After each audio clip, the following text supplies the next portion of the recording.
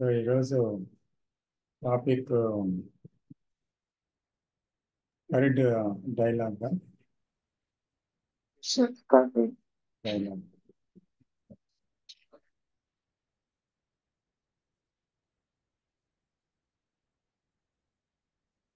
నేను అది వినలేదు సరిగా. వినడం జరగలేదు.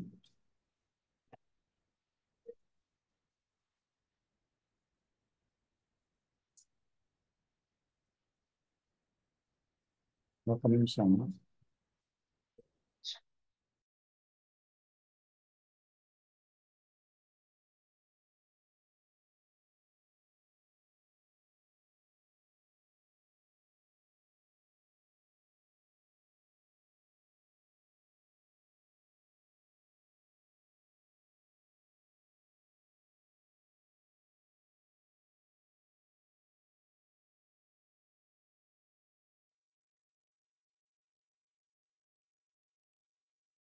ఓకే.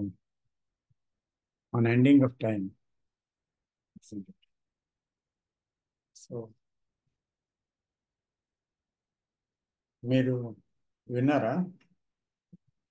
ఆ, విన్నాను సార్. మీరు సాయి తేజ గారు, మీనా కుమార్ గారు, సార్ నేను వినలేదు సార్. మీరు సరిపోతుంది. పిల్లలకి ఎగ్జామ్ ఉండే సో వినలేదు సార్. సాయి తేజ గారు, సార్ 1 hour మటుకే వినగలిగాను సార్. సార్ 20 minutes కన్వర్సేషన్ ఉంది. అంటే 130 minutes ఎంత ఒక్క పైన 1 hour 24 minutes అట్లా.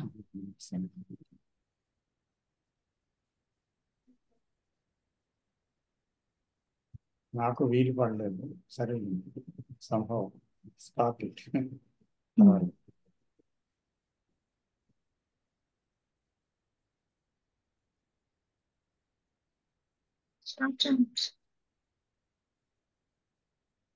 స్టార్ట్ చేయమంటారు చూడండి.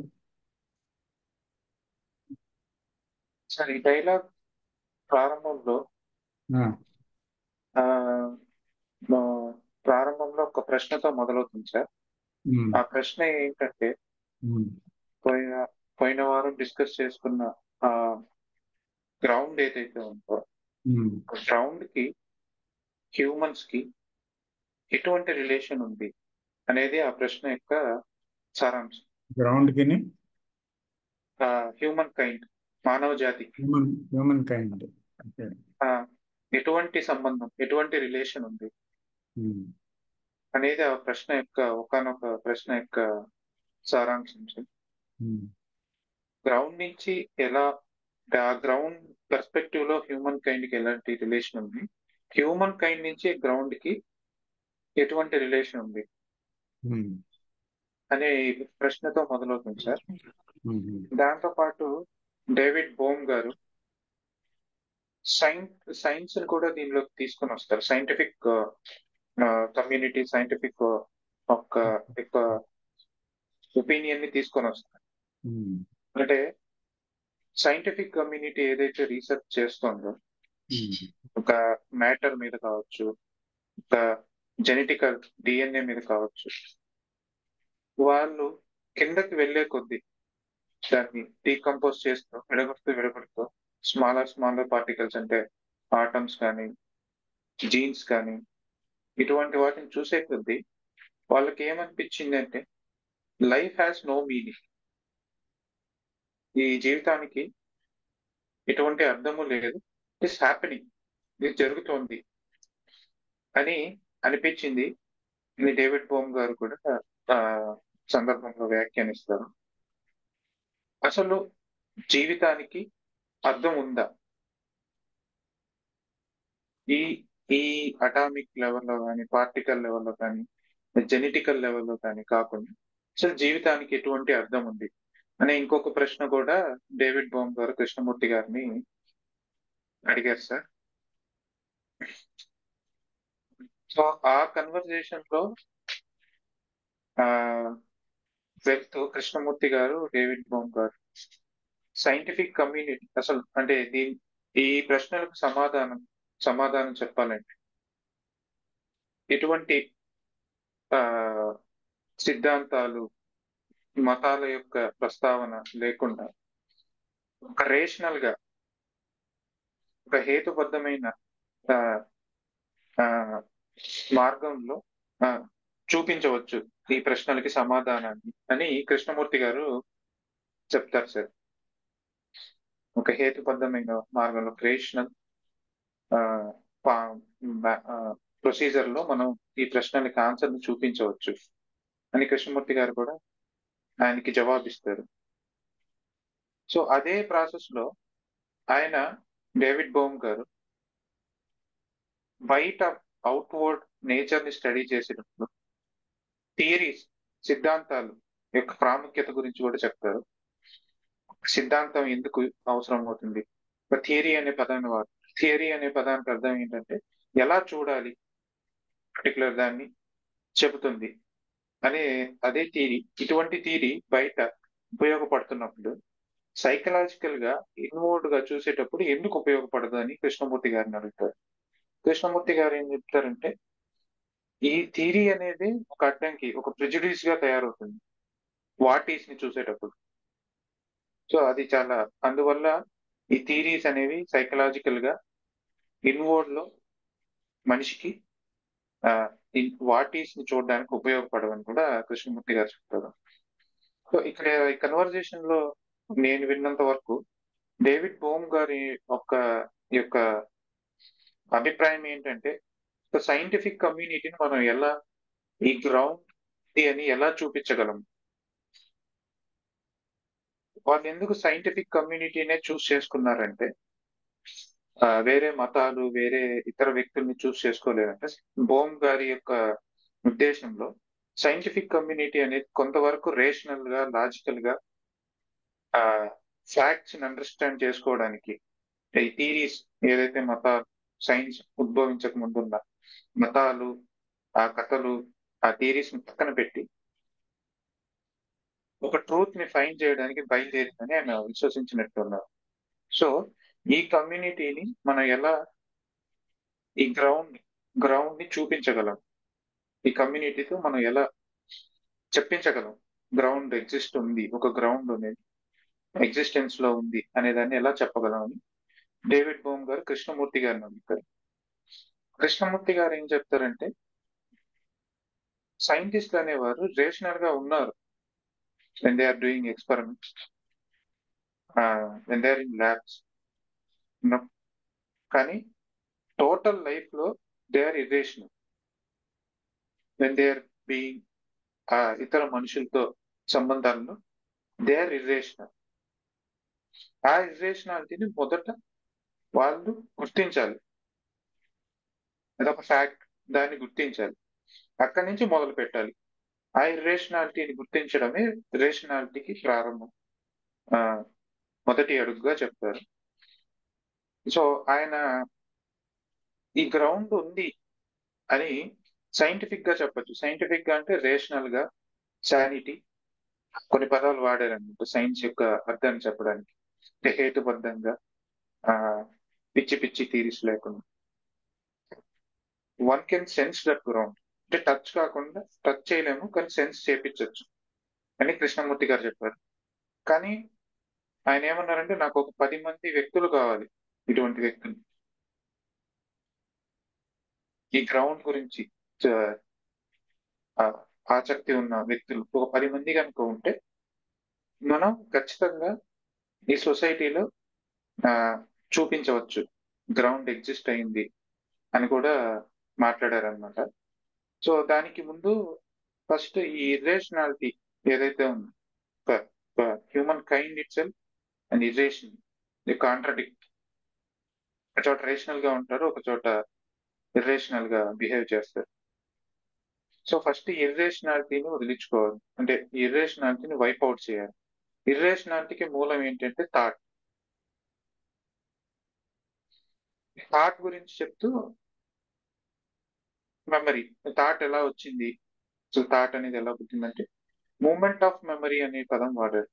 మెమరీలో కదలిక. సో ఫైనల్ గా ఈ థాట్ ఫైనల్ గా ఈ థాట్ ఏదైతే ఉందో ఆ thought it self operates, automatic గా ఆపరేట్ చేసుకుంటుంది. అది ఇర్రేషనల్ గా ఉంటుంది. అదే ఇఫ్ థాట్ అనేది ఇన్సైట్ చేతిలో ఒక ఇన్స్ట్రుమెంట్ అయితే it brings order and rationality అని చెప్పారు.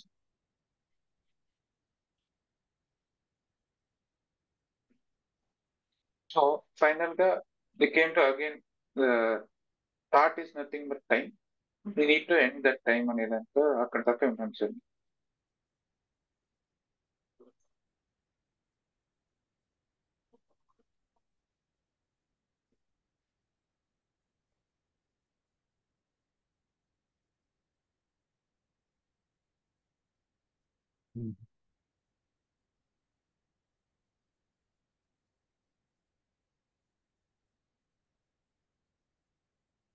వాణిజ్య గారు మీరు ఏం విన్నారు?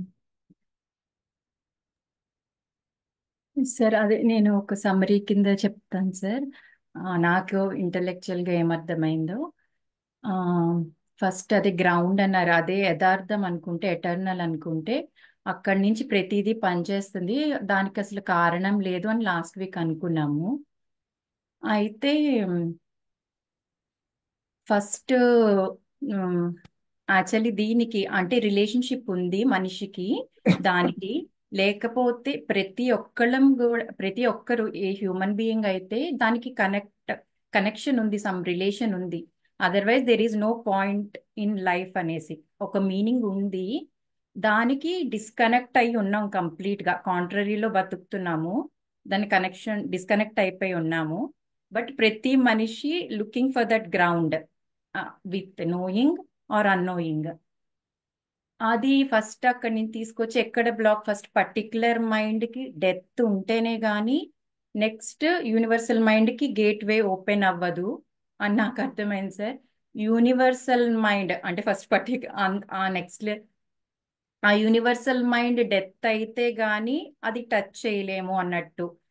అప్పుడు నెక్స్ట్ దీనికి అంతకి మూలం ఏంటి అని మళ్ళీ ఎక్కడ బ్లాక్ అవుతున్నాం అంటే, ఏది డామినేట్ చేస్తుంది హ్యూమన్ బీయింగ్ కంటే థాట్ అని వచ్చారు సార్ సమరీ. థాట్ ఆ పర్టికులర్ మైండ్ వల్లే కదా నెక్స్ట్ జర్నీలో ముందరికి ఏది బ్లాక్ అవుతుంది అంటే థాట్ డామినేట్ చేస్తుంది హ్యూమన్ బీయింగ్ లో, అది ఫ్యాక్ట్ అని చెప్పారు. దానిలో థాట్ లో ఇంకొంచెం డీప్ గా అనమాట వెళ్ళారనమాట ఆ పర్టికులర్ మైండ్ దగ్గర నుంచి. అదేంటి ఆ థాట్ వల్లే కదా నెక్స్ట్ మూమెంట్ కి వెళ్ళలేకపోతున్నాం. అంటే అది ఎక్కడి నుంచి అవుతుంది, అంటే ఒక హర్ట్ తీసుకుంటే గనక అది సెపరేట్ గా చూస్తున్నాం, అదే నేను అని చూడలేకపోతున్నాము అని అట్లా వెళ్ళారు సార్. అప్పుడు థాట్ లోకి మనం కూడా వెళ్తే బాగుంటుందని అనిపిస్తుంది. ఆ పర్టికులర్ మైండ్ దగ్గరే కదా ఉన్నది, ఆ జర్నీలోకి వెళ్తే ఉపయోగపడుతుంది అని అనుకుంటున్నాను. ఆ పర్టికులర్ మైండ్ దగ్గర ఆగేం కదా, అక్కడి నుంచే కదా జర్నీ స్టార్ట్ అవ్వాలి. XYZ పీపుల్ తీసుకుంటే మన టుగెదర్ ఆ పర్టికులర్ మైండ్ నుంచి జర్నీ ఎట్లా చేస్తాము దాని లోపలికి వెళ్ళారు. అదే ఇప్పుడు మనం డిస్కస్ చేసుకున్న హెల్ప్ అవుతుంది అనుకుంటున్నాను సార్.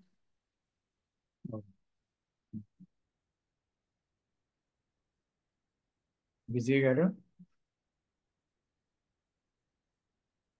సార్ చెప్తారా? మీరు ఏం లేదు సార్, విన్నాను. అంటే ఫస్ట్ 15 minutes కొంచెం ఎక్కువ కాన్సన్ట్రేట్ చేశాను సార్. అక్కడ డేవిడ్ బామ్ గారు ఏమన్నారంటే, అదే దేవర్ 2 weeks నుంచి we're discussing the notion of some ground which is beyond matter, beyond the emptiness. So అక్కడ క్వశ్చన్ ఏమొస్తుందంటే, is the ground indifferent to mankind? The universe, is the ground indifferent? Is the ground built in? ఏంటి sir, is the ground indifferent అంటే different గా ఉందా? Is different. Is indifferent. Indifferent. Indifferent sir. Is different. Indifferent. Indifferent. Indifferent. Okay. Is the ground indifferent to mankind? ఎందుకనగారంటే the universe appears to be totally indifferent to mankind అనమాట. అది అక్కడ ఏం explain చేశారంటే it goes in immense vastness, it pays no attention, produce earthquakes, catastrophes, it might wipe out and not interested in mankind, it does not care whether man survives or not. So అంటే అది different గా ఉంది man kind కి, is it indifferent అని question అడుగుతూ అక్కడ universe గురించి చెప్తా ఉన్నారనమాట. హౌ యూనివర్స్ అపియర్స్ అనేది ఈ explained about the immense vastness and all that. తర్వాత అంటే పూర్వము రిలీజియన్ లో I mean religious people, deep religious people వాళ్ళు కనుక్కున్నారనమాట. అంటే there is something beyond matter. ఆ బియాండ్ మ్యాటర్ ని వాళ్ళు గాడ్ అన్నారనమాట. If they don't say God, if they don't give any meaning to it, there is I mean if they don't give any significance or name, there is no meaning to life. So అందుకనే వాళ్ళు they felt that God was a ground who was not indifferent to man kind, who was not indifferent to mankind. They have invented that and believed, which gave them possibly tremendous energy అన్నారు కృష్ణమూర్తి గారు.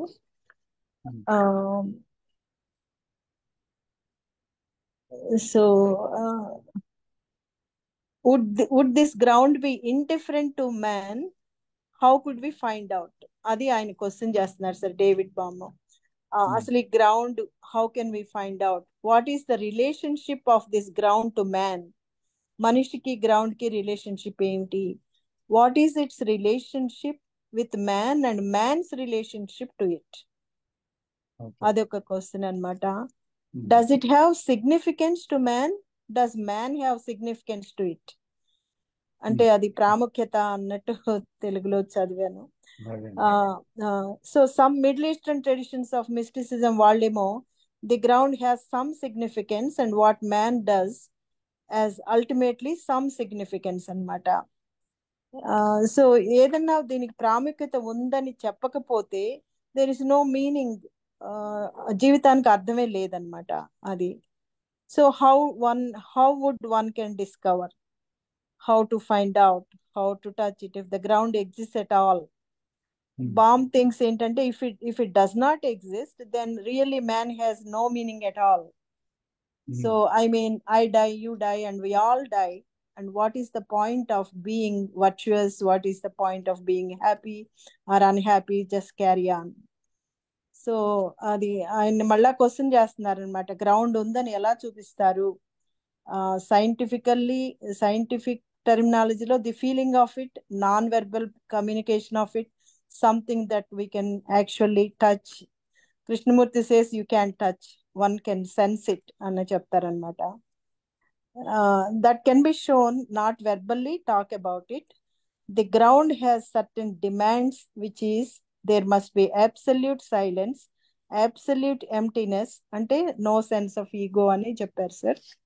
So తర్వాత ఇక self ని చూడటము, I mean ఇంకా చాలా ఉంది. వాళ్ళు step by step వెళ్ళారనమాట సెల్ఫ్ ని చూస్తా. అందరిని అడుగుతారు, are you ready to open the door? Are you all, we're about 10 people, are we all ready to do that?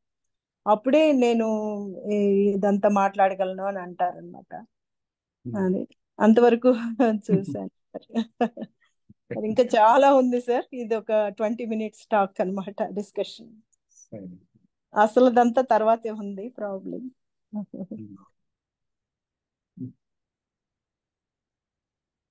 So where shall we begin?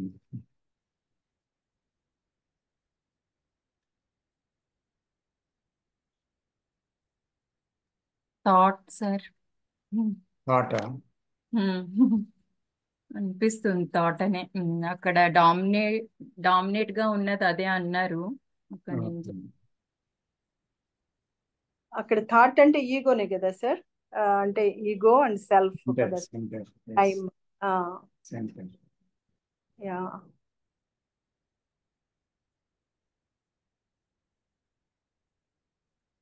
So ఈ గ్రౌండ్ అనేది first Krishnamurthy గారు వివరిస్తూ చెప్పారు. It is beyond silence, beyond emptiness, beyond everything the man moves. Ground అంటే తెలుగులో ఏమని చెప్పొచ్చు sir? Ground అంటే దానికి మూలం, సోర్స్. మూలము. ఉమ్. మూలం. సో అన్నిటికీ ఒక ఆధారం. మూలం ఉంది. సోర్స్ అనొచ్చు. వాయిస్ కొంచెం గట్టిగా రావాలేమో అని అనుకుంటున్నాను. ఎవరిది? నాదా? మీది కొంచెం స్లోగా అనిపిస్తుంది. లోగా వస్తుందా? ఇప్పుడు ఇప్పుడు వినిపిస్తుందా? నేనేం చేయట్లేదు. క్లియర్ గా నాకు వినపడుతుంది సార్. మరి వినపడుతుందండి. నాకు కూడా క్లియర్ గా వినపడుతుంది. అయితే మేబీ ఓకేనండి. అయితే కంటిన్యూ సార్. అంటే దేని నుంచి కనబడే ప్రపంచము, కనబడని విషయాలు, తెలిసినవి తెలియనివి అన్నిటికీ మూలస్థానం ఏదో, అన్నిటికీ ఆధారభూతమైనదేదో, అది గ్రౌండ్. ఈ గ్రౌండ్ని ఉంది కానీ ఏదో ఒకటి లేకుండా అంతా లేదు. ఈ అంతా ఉండడానికి ఇంకేదో ఉంది. మళ్ళీ అది ఉండడానికి ఇంకేదైనా ఉందా? లేదు. అంటే అంతటికీ ఆధారమైనది ఏదో, దానికి ఉండడానికి కూడా ఏదో ఆధారం ఉందా అంటే అన్ని ఆధారాలకి మూలం అదే కనుక దానికి అదే ఆధారం. దానికన్నా అది ఆధారపడే విషయమే లేదు. దీన్ని ఆధారంగా చేసుకునే ప్రతీతి ఉంది. అదే మూల పదార్థం. దీన్ని గ్రౌండ్ అంటారు. అంటే సార్ వేదం అది ఎలా తెలుస్తుంది అంటున్నాను. ఐ మీన్ మీరు వేదాలు slowly we're going. Okay sir. వేదాలు, ఉపనిషత్తులు ఈ విషయాన్ని ప్రతిపాదించాయి.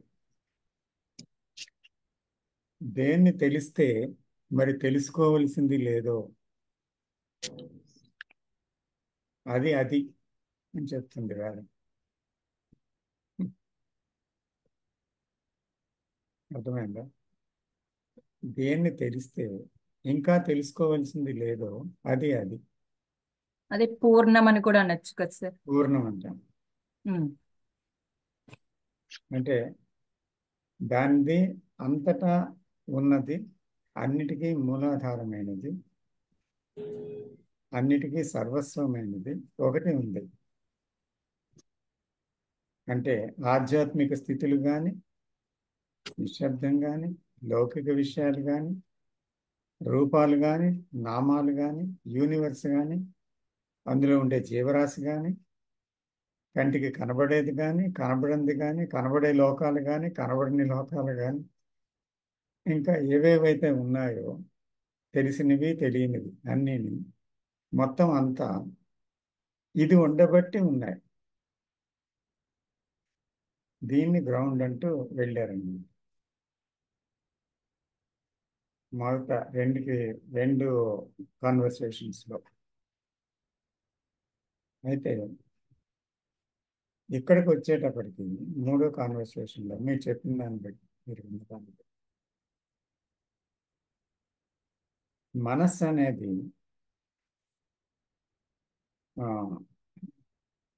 బయట విషయాలనే చూడగలుగుతుందా, అంతరాంతరాలలోకి చొచ్చుకొని వెళ్ళే సామర్థ్యం దానికి లేదా అంటే ఆలోచనకి, ఆ విషయం డిస్కస్ చేసినట్టు తెలుస్తుంది. ఎందుకంటే అది వేరుగా, యూనివర్స్ వేరుగా, తనకంట చుట్టూ ఉండే ప్రపంచం, విశ్వం వేరుగా ఉన్నట్లుగా మనసు చూస్తుందా, లేదా దాంట్లో భాగమని చూడగలదు? ఎలా చూడడానికి వీలైంది? అసలు ఈ పృథక్ భావానికి అంటే తాను వేరు మిగతాది వేరు అని చూడడానికి కారణం ఏంటి? అది మూల అజ్ఞానం. మూల ఆధారం ఎలాగో మూల అజ్ఞానం ఉంది. అంచేత అది ఎలా కలిగింది అని, అసలు యాక్చువల్గా ఎందుకు కలిగింది, ఎలా కలిగింది అంటే మనస్సునే తెలుసుకోవాలంటే మనస్సు ఏంటుంటుంది, అందులో ఆలోచనలే కదా ఉన్నది. ఆలోచనలతో కూడుకొని ఉన్నదే మనస్సు. ఆలోచనలు లేకపోతే మనస్సు ఎక్కడుంది? రెండు ఒడ్డుల మధ్యన ప్రవహించేదే నది ఉంది, నది పారుతుంది. ఆ రెండు ఒడ్డులు లేకపోతే దాన్ని నది అని ఎలా అంటాం? అలాగే గోడలు, కిటికీలు, ద్వారబంధాలు, పైకప్పు, తలుపులు ఇవన్నీ ఉంటే ఇల్లు అంటాను. అక్కడ గోడలు లేవు, కిటికీలు లేవు, తలుపులు లేవు, ఏమీ లేవు. దాన్ని ఇల్లు అని ఎలా పిలుస్తాం?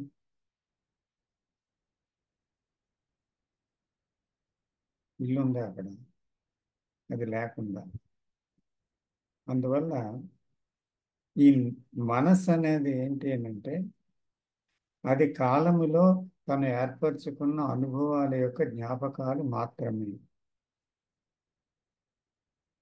దీని మీద ఆధారపడి ఆ నేను అనేది ఒక అనుభవజన్య కేంద్రం.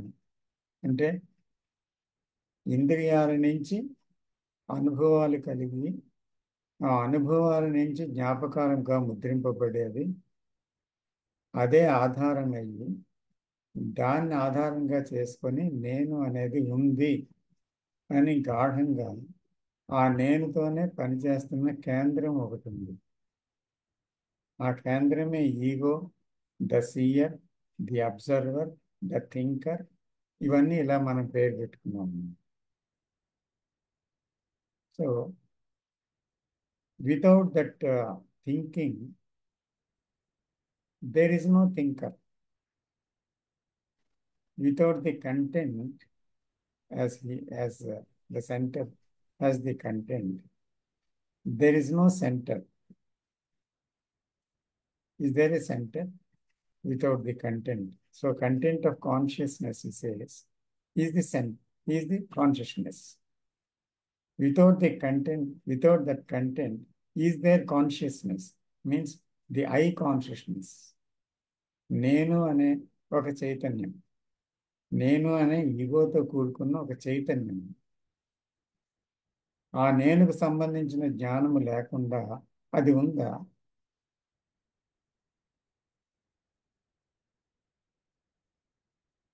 ఆ జ్ఞానం ఉండబట్టే అది ఉంది.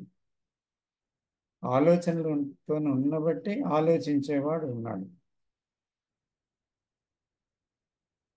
అలాగే చూచేవాడు, వినేవాడు అని ఇలాగ సెన్సెస్తో మనము ఉండి ప్రతి దాంతో ఐడెంటిఫై అయ్యి ఈ నేననే కేంద్రంతో ఉందన్నమాట ఇది. సో ఇప్పుడు ఈ కేంద్రం దానికి అవతలున్న ఒక విషయాన్ని ఎలా చూడగలదు? ఈ కేంద్రం కూడా ఉండడానికి కారణం కూడా అదే కారణభూతం. ఎందుకంటే ఏది లేకపోతే ఏదీ లేదో, ఏది ఉండడం వల్ల అన్నీ ఉన్నాయి. అదే కారణం కదా ఈ నేను ఉండడానికి కూడా. కానీ ఈ నేనేమో ఆ విషయం గురించి ప్రస్తావించదు. అంటే ఆ నేనులోనే బ్రతుకుతుంది, నేనులోనే ఉంటుంది. ఆ కేంద్రమే తనకి వాస్తవ జగత్తు, వాస్తవ విషయం. అంచేత ఇక్కడ విజయ్ గారు ఒక మాట చెప్పారు కదా, సృష్టి గురించి. సృష్టి గురించా ఏమన్నారంటే ఒక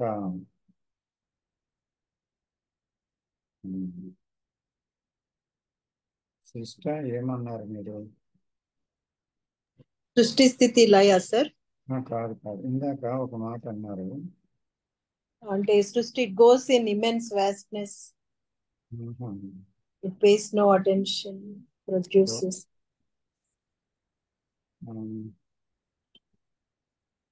అంటే is the ground indifferent to mankind? Indifferent to mankind, that is it. ఈ మొదటి నుంచి మానవుడు ఏమనుకున్నాడంటే దేవుడికి దయ లేదు, దేవుడికి నా మీద ఇష్టం లేదు, దేవుడికి నా మీద అనుగ్రహం లేదు, దేవుడు నన్ను మర్చిపోయాడు అని మర్చిపోయిన దేవుడుగా, అనుగ్రహం లేనివాడుగా, పట్టించుకోని వాడుగా, కన్సర్న్ లేని ఒక వ్యక్తిగా దేవుణ్ణి మనిషి తీసుకున్నాడు. అంటే తన కోరికలు ఈడేరకపోతే, తనకు అనుకున్నది జరగకపోతే, ప్రార్థించినా తన దుఃఖం పోకపోతే ఏమనుకున్నాడండి? ఆ దేవుడికి దయలేదు,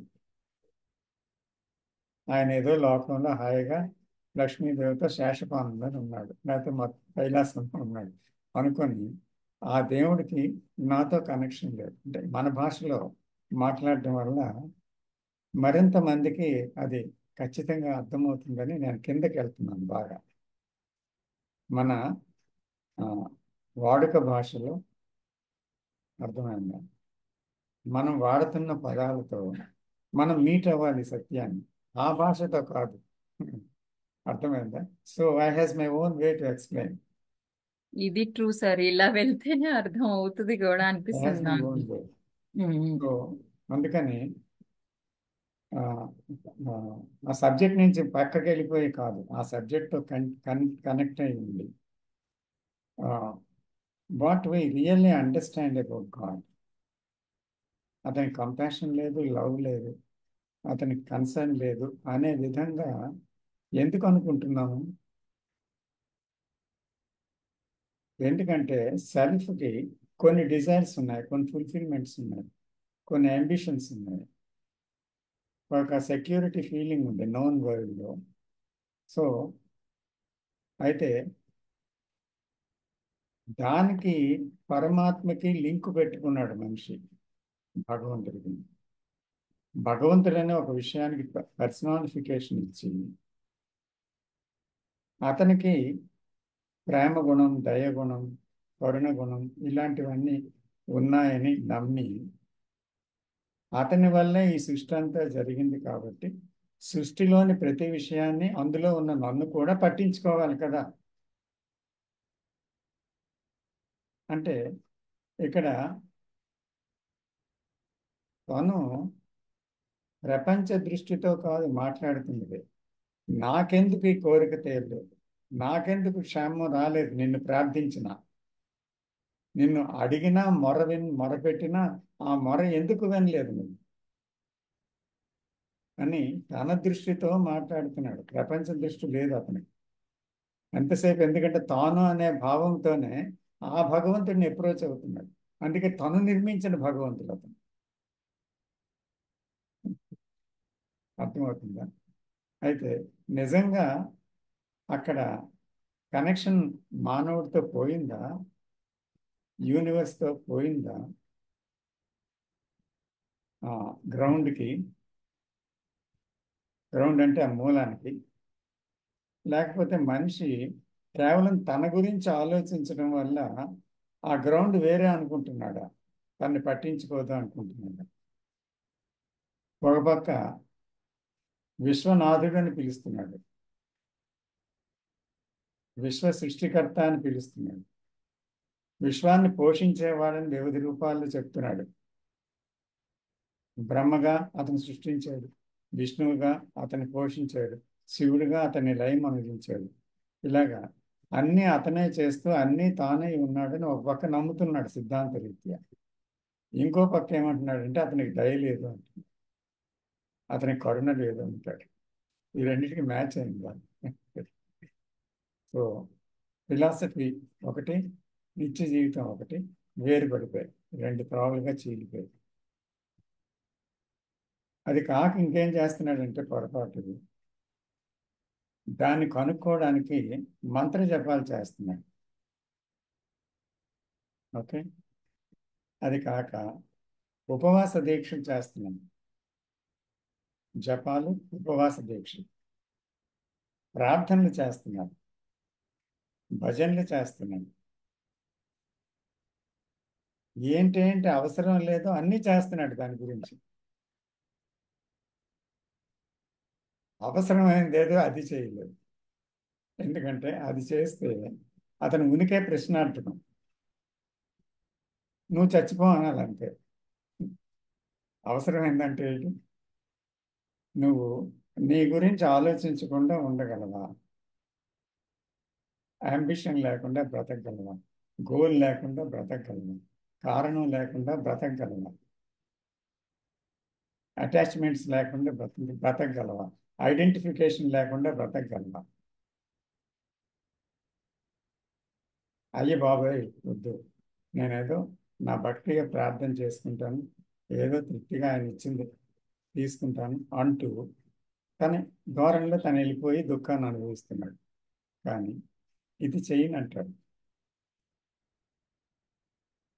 అంచేత మనిషి నేను అనే కేంద్రంతో డిస్కనెక్ట్ అయ్యాడా మూలంతో, లేకపోతే మూలమే మనిషికి డిస్కనెక్ట్ అయిందా? ఇది నిజమైన ప్రశ్న. బహుశా అడిగి ఉంటారు అది కృష్ణమూర్తి గారు.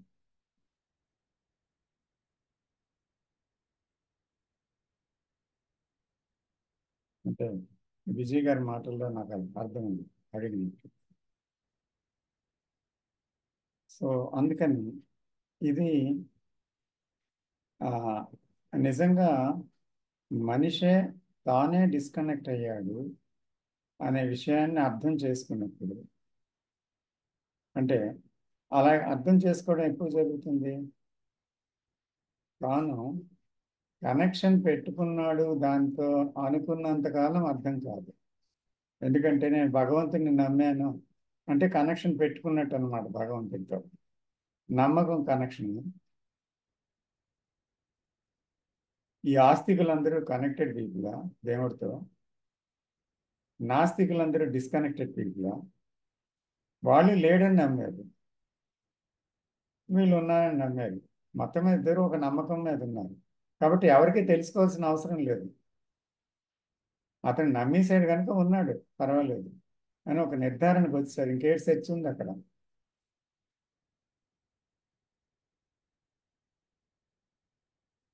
ఇప్పుడు కృష్ణమూర్తి గారు, డేవిడ్ బోమ్, లేకపోతే మనం ఇక్కడ కూర్చొని ఒక చర్చ చేస్తున్నామంటే ఒకటి ఏం జరుగుతుంది ఇక్కడ? ఉన్నాడు లేకపోతే లేడు అనేటువంటి ఒక నిర్ధారణకు వచ్చి చర్చ జరగదు. ఒక నిర్ధారణకు వస్తే ఒక సైంటిఫిక్గా ఇన్వెస్టిగేషన్ లేదు. ముందే నిర్ధారణకు వస్తే ఆ పదార్థం ఏంటి అని ఆ మైక్రోస్కోప్లో చూస్తూ చూస్తూ చూస్తూ వెళ్తే గత జ్ఞానం దాంతో జోడించకుండా, లేకపోతే ఒక కంక్లూజన్కి రాకుండా ఒక శాస్త్రవేత్త హైపోథసిస్లో ఇది ఇలా అవ్వచ్చు, ఇది ఇలా అవ్వచ్చు అంటూ వెళ్తూ వెళ్తూ ఉంటాడు. తనకి పూర్తిగా తెలియదు. అంచేత ఆ తెలియని తనంతో ఆ విషయాన్ని లోపలికి వెళ్తేనే కానీ అతను లోపలికి చొచ్చుకొని వెళ్ళలేదు. కంక్లూజన్ ఎప్పుడైతే వచ్చిందో ఇట్ ఈస్ ఎ డేంజరస్ ప్రిసిపేస్. అది ఒక రకమైన కొండ అంచులేదు, ముందుకు అడుగు పడదు ఎప్పుడైతే ఒక నిర్ధారణకు వచ్చిందో. సో నిర్ధారణ ప్రమాదకరం. అలాగే నమ్మకం చాలా ప్రమాదకరం. అంచేత మన నమ్మకాల్లో ఉంది, మన తాలూకా రకరకాల అభిప్రాయాలతో ఉంది. సో ఆ దేవుణ్ణి మనం సాధించవచ్చు, పొందొచ్చును అంటూ మానవ ప్రయత్నాలతో సన్యాసం పుచ్చుకొని కొండల మీదకి వెళ్ళిపోయి హిమాలయాల్లో తిరుగుతూ గుహల వెంట పట్టి అన్నిటితోటి సంబంధం పోతే అప్పుడు దేవుడితో సంబంధం కుదురుతుంది అని అలా పెట్టుకొని సృష్టి నుంచి వేరుగా ఉండాలి అంటే ఆ సృష్టిని ఏది కూడా అందమైన దాన్ని చూడకూడదు. ఒక అందమైన స్త్రీ ముఖం చూడకూడదు, ఒక అందమైన కొండను చూడకూడదు, అందమైన ప్రకృతిని చూడకూడదు, దేన్ని చూడకూడదు. ఎందుకంటే అది ముద్ర పడిపోతే మళ్ళీ చూడాలనిపిస్తుంది, కోరిక పుడుతుంది. కోరిక పుడితే అప్పుడు భగవంతుని మర్చిపోతాం. కాబట్టి ఇదేది చూడకూడదు అంటూ ఏదో ఒక విషయాన్ని, తెలియని విషయం మీద ఏదో ఐడెంటిఫికేషన్ తోటో మంత్రంతోటో లేకపోతే నేను అదే అని అహం బ్రహ్మస్మి అహమాత్మ బ్రహ్మ అంటూ నేనే అది నేనే అది అనుకుంటే అదేటో నువ్వు అయిపోతావా? అంటే మనం ఏదైతే ఎక్కువ థింక్ చేస్తామో ఒకటి ఉంది, అది మనం అయిపోతామని ఒకటి ఉంది కదా. దేన్నైతే ఎక్కువ థింక్ చేస్తామో అదే మనం అయిపోతాం. అలాగే భగవంతుడి గురించి ఎక్కువ థింక్ చేయి, అది నువ్వు అయిపోతావు.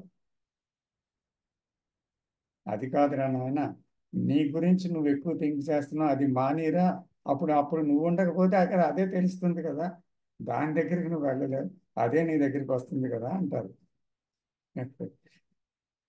సో కాబట్టి ఎక్కడ మన థింకింగ్లో పొరపాటు ఉంది. మీరు అడిగారు కదా, వాట్ ఈస్ థింకింగ్ అంటే ఎక్కడి నుంచి పడుతుంది.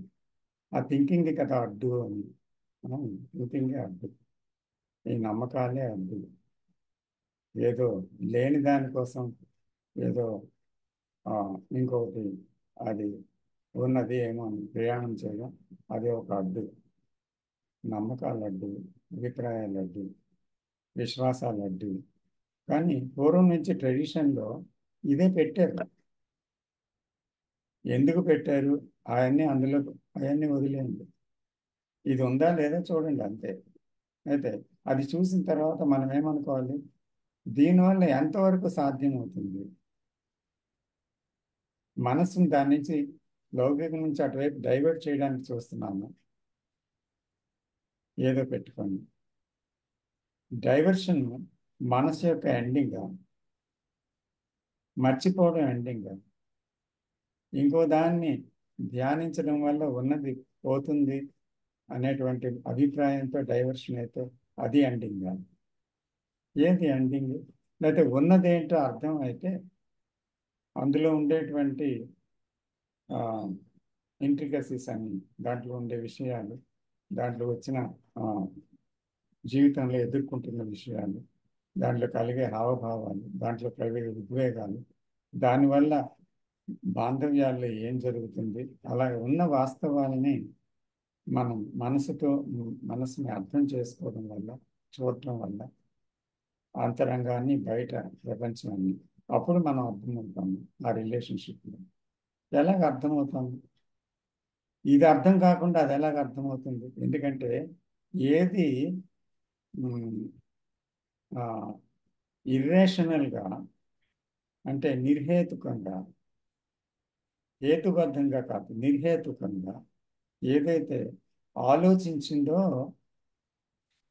ఆలోచన సరిపిందో, ఆ ఆలోచన ఏం చేసిందంటే ఇందులో కూరుకుపోయింది తెలిసిన విషయాలు. ఏదైతే హేతుబద్ధంగా ఆలోచించగలిగిందో అది లోపలికి చొచ్చుకొని వెళ్ళడానికి అవకాశం ఉంది. ఎందుకంటే కంక్లూజన్ లేదు అక్కడ. It is questioning and just seeing in silence, what is it, as if it don't know. అమాయకత్వంలోంచి చూస్తుంది. ఆ అమాయకత్వం ఉన్న చోట మనసు తన జ్ఞానాన్ని ఉపయోగించడం లేదు, తెలిసిన జ్ఞానాన్ని. ఎందుకంటే తెలిసిన జ్ఞానంతో తెలియని దాన్ని ఊహిస్తే అది కూడా తెలిసిందే కదా అవుతుంది. కాబట్టి ఊహ తెలిసింది కాదు. భగవంతుడు అనే మాట భగవంతుడు కాదు, గ్రౌండ్ అనే మాట గ్రౌండ్ కాదు. ఈ అన్నిటికీ ఆవలున్న విషయం ఒకటి ఉంది అంటూ అది మనం అనుకుంటే కాదు, అది ఏమై ఉంటుంది అని తెలిసిన దాన్ని వదిలితే కానీ ఆ అన్వేషణలోకి వెళ్ళలేము. తెలిసిన వారిగా మనం అన్వేషణ చేయలేము ఒక విషయాన్ని, తెలియని వారిగానే అన్వేషణ జరగాలి. ఇది మొట్టమొదటి నుంచి జరుగుతున్న పొరపాటు. ఇది బహుశా ఎత్తి చూపించారేమో, నేనైతే వినలేదు ఈ థర్డ్ డైలాగ్. మీ మాటలను బట్టి అనుకుంటున్నాను నేను. ఇప్పుడు నేను చెప్తున్న దాంట్లో ఏదైనా మిస్లీడ్ అవుతుంటే నన్ను క్వశ్చన్ చేయండి, మీరు ఆపండి. ఇక్కడ అది కాదు, ఇలా చెప్పారు. ఎందుకంటే నేను ఇప్పుడు ఆ థర్డ్ డైలాగ్ వినలేదు. Okay, so don't hesitate, because we're having a సమాలోచన here, a dialogue. So let us discuss on it. Let us not agree, not disagree. So అప్పుడే మనం లోపలికి వెళ్ళగలం కదా. సో మీరు చెప్పిన దాన్ని బట్టి ఈ విధంగా నాకు అర్థమైంది. సో అందుకని థాట్తో ఒక ఈ విషయాన్ని కనుక్కోవడానికి వీల్లేదు. సైంటిఫిక్ అప్రోచ్ థాట్ కొంత దూరం వెళ్ళింది, అప్రోచ్లో వెళ్ళింది, కానీ అది పరిపూర్ణంగా అది ఆ విషయాన్ని లైఫ్ అంటే ఇది అని ఒక మీనింగ్ ఇవ్వలేకపోయింది. అది అర్థం లేని విషయంగా వదిలేసింది. ఎందుకంటే అక్కడ ఇంటలెక్చువల్గా లేకపోతే సైంటిఫిక్ అప్రోచ్లోనో తెలియబడే విషయం కాదు. కానీ ఆ ఫిలాసఫీ ఏం చేసిందంటే దాన్ని వివరించింది. అంటే వివరణలోకి వెళ్ళింది. అయితే ఆ వివరణ ఒక సూత్రప్రాయంగా చేసిందా, నిజంగా ఎలా చేసింది? కృష్ణమూర్తి గారు అన్నారు కదా, మనం లోపలికి వెళ్తే దాన్ని టచ్ చేయొచ్చు అనేసి, వీ కెన్ టచ్ ఇట్ అని. అంటే అర్థం ఏంటి అక్కడ? When we're approaching it as if we don't know, మనకు తెలుసును అని మనం శాస్త్రజ్ఞానాన్ని ప్రమాణాలను ఉపయోగించి మాట్లాడినా, మన ఇంటలెక్చువల్ నాలెడ్జ్ని ఉపయోగించి మాట్లాడినా, మన అనుభవాలతో మాట్లాడినా, మనం చదివిన జ్ఞానంతో మాట్లాడినా మనం ఎక్కడ ఉంటాము?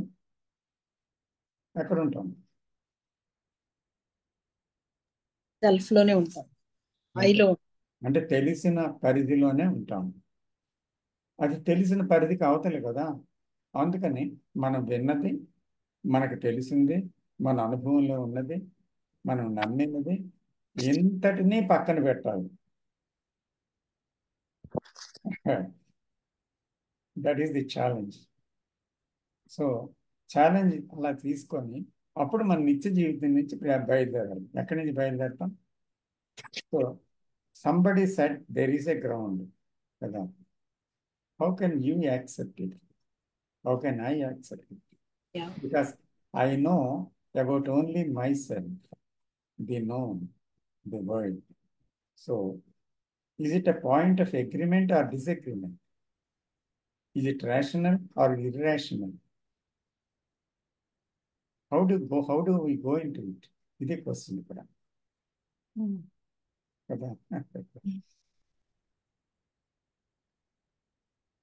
Vijay garu, are we going together? Yes sir. అంటే ఇప్పుడు మనం ఇవన్నీ క్వశ్చన్స్ అన్ని చేసుకుంటా అంటే మనకి ఆన్సర్ వస్తుందా సార్? అంటే కొన్ని క్వశ్చన్స్ ఉన్నాయి. Would this ground be indifferent to man? అంటే ద గ్రౌండ్ అంటే source is different to man. You are getting the answer kada when you are searching.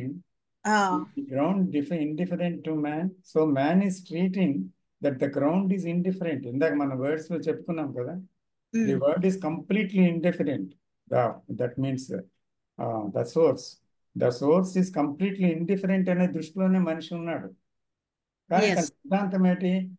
అది కంపాషన్ అంటున్నాడు ఒక పక్క, అది అన్నిటిలోనే ఉంది, నాలోనే ఉంది అంటున్నాడు ఒక పక్క. ఇంకో పక్క దాన్ని ఏమంటున్నాడు? దానికి దయ లేదు, కరుణ లేదు, నన్ను మర్చిపోయింది అంటున్నాడు. ఏంటిది? రెండు ఒక దగ్గర పెట్టొచ్చునా? వీలవుతుందా? లేదు sir. We should go into it like that. Okay.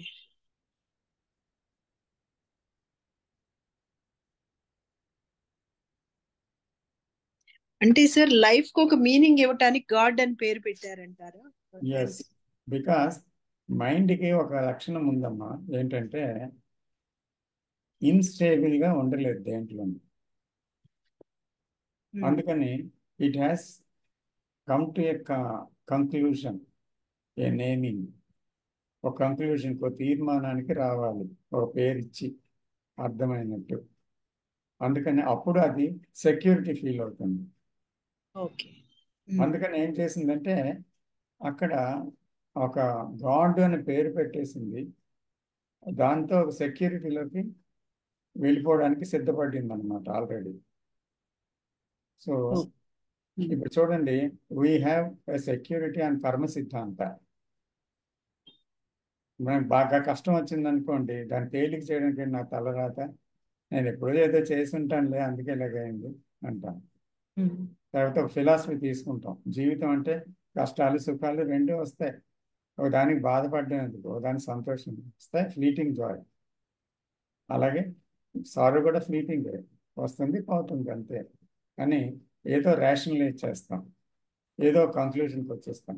అయితే గాడ్ కూడా ఈ రేషనలైజేషన్ తర్వాత కంక్లూషన్ పాయింటా, ఇది కూడా ఆ నేమ్ కూడా అలాగే వచ్చిందా? Is man created God?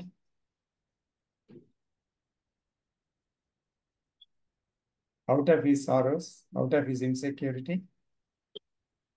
So we have to question all this as if we don't know. Okay. We have to start from there. I think this is the approach of Krishnaism. Yeah, okay sir. First ఇది భేటీ అవ్వాలంటే ఆ capacity ఉండాలి కదా sir. ఇప్పుడు ఆ ఇప్పుడు ego, ఇప్పుడు నువ్వు చచ్చిపోని అదే ఆ ఈగోతో చెప్తే అది రెడీ అవ్వదు కదా. దాంతో ఎట్లా అసలు ఫ్రెండ్షిప్, ఇప్పుడు నువ్వు డైరెక్ట్ గా నువ్వు చచ్చిపో అని చెప్తే ఎవరు ఇష్టపడరు కదా సార్ అట్లా నార్మల్ గా. అసలు ఎట్లా అంటే అక్కడ సెల్ఫ్ అనేది ఎంతో కాలంగా పేరుకుపోయి ఉన్నటువంటి ఒక బురద భూమి, పేరుకుపోయి ఉంది అది. అది వేల వేల సంవత్సరాలు బట్టి తయారవుతూ ఉంది, కాలం ద్వారా, అనుభవాల ద్వారా ఎన్నో లిమిటేషన్స్ పెట్టుకొని ఇప్పుడు గట్టి పడుతూ వస్తుంది సెల్ఫ్ అనేది కదా. సో దీన్ని చచ్చిపోమంటే మీరు అన్నట్టు భయపడదా? అక్కడ నేననే భావం పూర్తిగా పోవాలంటే భయపడదా? కానీ దానికి ఏం తెలియాలి, అదేం చూడాలి ఆ సెల్ఫ్. నాకు జీవితంలో ఈ అన్నిటితో ఉండడం, ఈ అన్ని అనుభవాలు, ఇవన్నీ ఏంటిది, దీనివల్ల నా దుఃఖం, ఈ జ్ఞాపకాలే దుఃఖాన్ని కలుగు చేస్తున్నాయా? ఈ జ్ఞాపకాలు లేకపోతే దుఃఖం లేదా? లేకపోతే ఈ జ్ఞాపకాలు, లేకపోతే ఏవో నమ్మకాలు, ఈ అభిప్రాయాలు, వీటి వల్ల నాకు జీవితంలో భయము, సంఘర్షణ ఇవన్నీ ఏర్పడుతున్నాయా? ఏం జరుగుతుంది నాకు అంటూ ఒక కాలస్వరూపాన్ని, మానసిక కాలస్వరూపాన్ని మనసు పెట్టుకుంది కదా. ఈ కాలం కాదు, రేపు రేపు రేపు అని ఆలోచిస్తే ఏదో భ్రాంతిలో తిరుగుతుంది. ఆ రేపు ఏంటి? నిన్నను పెట్టుకున్న పేరేంటి? నిన్నంటే తేదీ మళ్ళీ 15, 14 కాదు. సో రేపంటే 17, 18, 19 కాదు. సో అది కాకుండా ఏంటి రేపు, ఏంటి నిన్న అంటూ మనము, అంటే నాకు మీరు ఎక్స్ప్లెయిన్ చేశారనుకోండి, ఈ కాలం అంతా ఏంటండి, నేను పూర్తిగా పేరుకుపోయి ఉన్నాను అనేక అనుభవాలతో. గతంలో వేల సంవత్సరాలు బట్టి అది వస్తుంది. సో హ్యూమన్ కాన్షియస్నెస్ కంటే భిన్నం కాదు నేను, because I'm one with the humans కదా. ఎందుకంటే మీలోని, నాలోని, అందరిలోనే అదే ఉంది కదా. కాబట్టి నాలోనే అదే ఉంది. అయితే మీరు దాన్ని దర్శించిన తర్వాత మీరు చెప్పారనమాట, మీరు చూడండి మీలోని ఎంత పేరుకుపోయిందో విషయం అంతా. ఈ అభిప్రాయాలు మీరు కాదా? ఈ జ్ఞాపకాలు మీరు కాదా? ఈ అభిప్రాయాలు, ఈ జ్ఞాపకాలు, ఈ ముద్రలు, ఇటువంటివి ఏవి గతం లేకపోతే భవిష్యత్తు ఉందా? అసలు యాంబిషన్ అనేది ఏంటి, నేను అనేది ఏంటి అని నాకు చూపించి, నేను దేని గురించి ఎక్కువగా టెన్షన్ అవుతున్నాను, జీవితం గురించి, ఏ జీవితం గురించి ఎక్కువగా భయపడుతున్నాను, ఏ జీవితంలో దుఃఖం ఎక్కువ అనుభవించి సంఘర్షణకు లోనవుతున్నాను. అప్పుడప్పుడు ఫ్లీటింగ్ జాయ్స్, ఫ్లీటింగ్ ప్లెజర్స్ ఉన్నప్పటికీ కూడా ఏదో రకమైన ఆరాటం ఉందో బాంధవ్యాల గురించి, లేకపోతే ఏదో ఒకటి మన అవసరాల గురించి, కోరికల గురించి, ఎప్పుడు ఏదో ఒక తలంపు కదా. కుటుంబం గురించి ఏదో వస్తుంది కదా. ఏంటి ఇదంతా అని ఎప్పుడు నిలిచి ఆలోచించే తీరిక కూడా ఉంది అసలు మనకి. అయితే బిజీ లైఫ్లో కొట్టుకుపోతున్నాం మనం. గృహిణిగా, వ్యాపారస్తులుగా, లేదా అంటే ఉద్యోగస్తులుగా. అందులోనే అమెరికా లాంటి దేశాల్లో, ఇండియా కూడా ఇప్పుడు ఇంచుమించు అలాగే ఉంది. ఆ, మొత్తం అంతా బిజీ లైఫే కదా. తెల్లారుతుంది ఎలాగో తెలియదు, రాత్రి ఎలాగవుతుందో తెలియదు. సో అందుకని ఆ లైఫ్లో ఇదంతా చూడడం, ఏంటి ఇదంతా అవసరమా అనిపిస్తుంది. ఒక క్వశ్చన్ చేస్తుంది మైండ్. ఇదంతా అవసరమా తెలుసుకోవడం, జీవించు హాయిగా, ఎందుకు వచ్చింది ఇదంతా తలకాయ నొప్పి. సో అందుకని జీవితాన్ని మీరు నాకు చూపిస్తున్నారనమాట. నేనేదో విన్నాను ఒక టైంలో, వినవలసి వచ్చినప్పుడు ఆ క్షణం, ఓహో ఇదే నా జీవితం, నా జ్ఞాపకాలే నాకు ఈ దుఃఖానికి భయానికి కారణం, ఇదే నేననే కేంద్రమా, ఇదే కాలమా, ఏంటిది అంటూ ఆ మాటలను బట్టి నేను లోపలికి తీసుకొని ఆలోచించాను. ఒకసారి మీటింగ్ అవుతున్నప్పుడే నేను నాలోకి చూసుకుంటున్నాను, మీరు చెప్తుండగా నేను నాలోకి చూసుకుంటే అదంతా సత్యంగా కనిపించింది. దాన్ని నేను ఖండించలేదు, ఒప్పుకోలేదు, చూస్తున్నాను నా జీవితంతో అన్వయించి. ఇది చెప్తున్న దాంట్లో నా జీవితం ఉందా, నా జీవితం ఉందా? అయ్యో నా గురించి చెప్తున్నట్టుందే అన్నాను ఒక క్షణం. అది అంటే అందరి మనసులకి అందులో ఉంది అదే కదా. అయితే నేనేమనుకున్నా అంటే నా గురించే చెప్తుందేమో ఈమె ఈమె చెప్తున్నారు అనుకొని చూశాను. చూసిన తర్వాత నాకేమనిపించింది, ఓ ఎందులో ఏదో ఉంది, ఇది చూడాలి కదా అనిపించింది. చూస్తూ పోతే ఏమైంది, తెలిసిన విషయాలే ఈ దుఃఖానికి కారణం కదా మానసికంగా అని తెలిసి, చచ్చిపోయినప్పుడు ఎలాగా అన్నీ వదిలేయాలి కదా. అయితే ముందే ఎందుకు ఈ మానసిక రోగాలు పెట్టుకున్నాను, మానసిక టెన్షన్ పెట్టుకున్నాను. జీవించవచ్చు, కానీ జీవితంలోని ట్రైన్ ఎక్కి ప్రయాణం చేయొచ్చు. జీవించడం అంటే ప్రయాణం చేయొచ్చు, జీవితం అనే ప్రయాణం. అయితే ట్రైన్ ఎక్కినప్పుడు నా బుర్ర మీద ఉన్న పెట్టిని తీసి ట్రైన్లో పెట్టాలా, బెర్త్ మీద, లేకపోతే నా తల మీద పెట్టుకొని కూర్చోవాలా, ఏం చేయాలి నేను అని నేను ఎప్పుడూ ఆలోచించలేదు. ట్రైన్ ఎక్కాను కానీ నా మీద బరువు దించడం లేదు నేను. ప్రయాణం చేయొచ్చు కానీ ఆ బరువును ఎందుకు దించకూడదు అని అనుకోలేదు ఎప్పుడు. అంచేత ఆ బరువు ఏదైతే ఉంది, ఇది కదా బరువు అని నేను చూడగలిగాను. చూసినప్పుడు అప్పుడు దించేస్తాను కదా, అదే కదా మరణం అంటే. అప్పుడు మరణించడమే జీవితం కదా, అప్పుడు ట్రైన్ జర్నీ ఎంజాయ్ చేయగలను కదా. సో ఇది నిజంగా మాటికి చూసినప్పుడు, అయితే నేను మీరు చెప్తుండగా విన్నప్పుడు నాకు ఆ జ్ఞానోదయం కలిగింది అనమాట. ఒకసారి అయ్యో అనిపించింది. అక్కడి నుంచి చూడడం మొదలుపెట్టాను. చూస్తున్న కొద్ది ఖాళీ అవుతుంది బరువు అంతా, దాని మట్టుపడి. ఆ ఖాళీ అవడం అంటే మరణిస్తుంది. అంచేత every right seeing is dissolving the self. Every wrong seeing is accumulating the self. The wrong seeing is you are seeing with yourself. So right seeing is you are not seeing with the self. So akada no conclusion, not seeing with the self ante no conclusion, no idea, previous ideas, no అంటే ఏ అభిప్రాయం లేదు, ఇష్టం లేదు, అయిష్టం లేదు, conclusion లేదు. Just మీరు చెప్తున్నది చిన్నపిల్లలా వింటున్నాను అంటే I'm listening it. So when I'm listening it, there is truth in the what you are saying. It is coming and sitting in me a seed. అది నాకు కనువిప్పు కలిగించింది. సో కనువిప్పు ఎప్పుడైతే కలిగిందో, సెల్ఫ్ నేను మరణించాలా నందు కనువిప్పు కలగడమే, చూడటమే మరణించడం అంతే. అక్కడ అజ్ఞానం ఫార్మ్ అవడానికి 1000 సంవత్సరాలు పట్టవచ్చు, కానీ అజ్ఞానం వదులుకోవడానికి 1000 సంవత్సరాలు పట్టక్కర్లేదు, అవసరం లేదు. The very seeing is enough, that's all. That's a direct seeing. అంతే.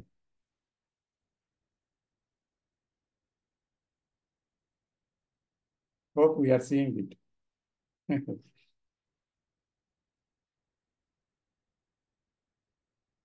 Then then only there is living. అప్పుడు మనం బ్రతుకు ఏడ్చడం లేదు, బ్రతుకు భారంగా కొనసాగడం లేదు. At the same time then we're living. మనం జీవిస్తున్నాం అప్పుడు, కానీ బ్రతకడం లేదు. ఇంతకుముందు బ్రతుకుతున్నాం, జీవించడం లేదు. జీవించడానికి బ్రతకడానికి తేడా ఉంది. రెండు పదాలు ఒక్కలా కనిపిస్తాయి. బ్రతకడం అంటే గత భారంతో ఉన్నవాడు బ్రతుకుతున్నాడు, అంబిషన్తో ఉన్నాడు బ్రతుకుతున్నాడు. జీవితాన్ని, కుటుంబాన్ని అన్నిటినీ మనసులో పెట్టుకొని ఆ భారాన్ని మోస్తున్నవాడు బ్రతుకుతున్నాడు. జీవిస్తున్న వాడికి భారం లేకుండా జీవితంలో ప్రవాహంలో దాంతో పాటు కదులుతున్నవాడు, అతను ఆగలేదు. Is moving in freedom.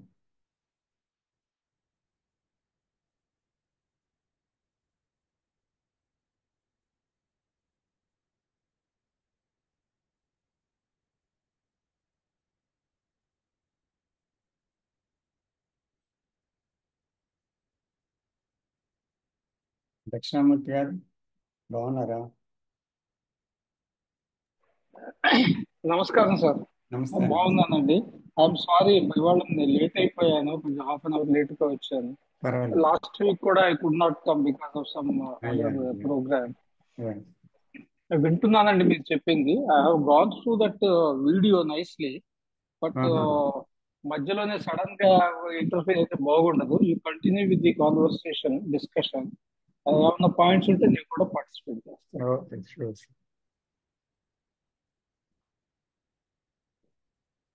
Sai Teja గారు. సార్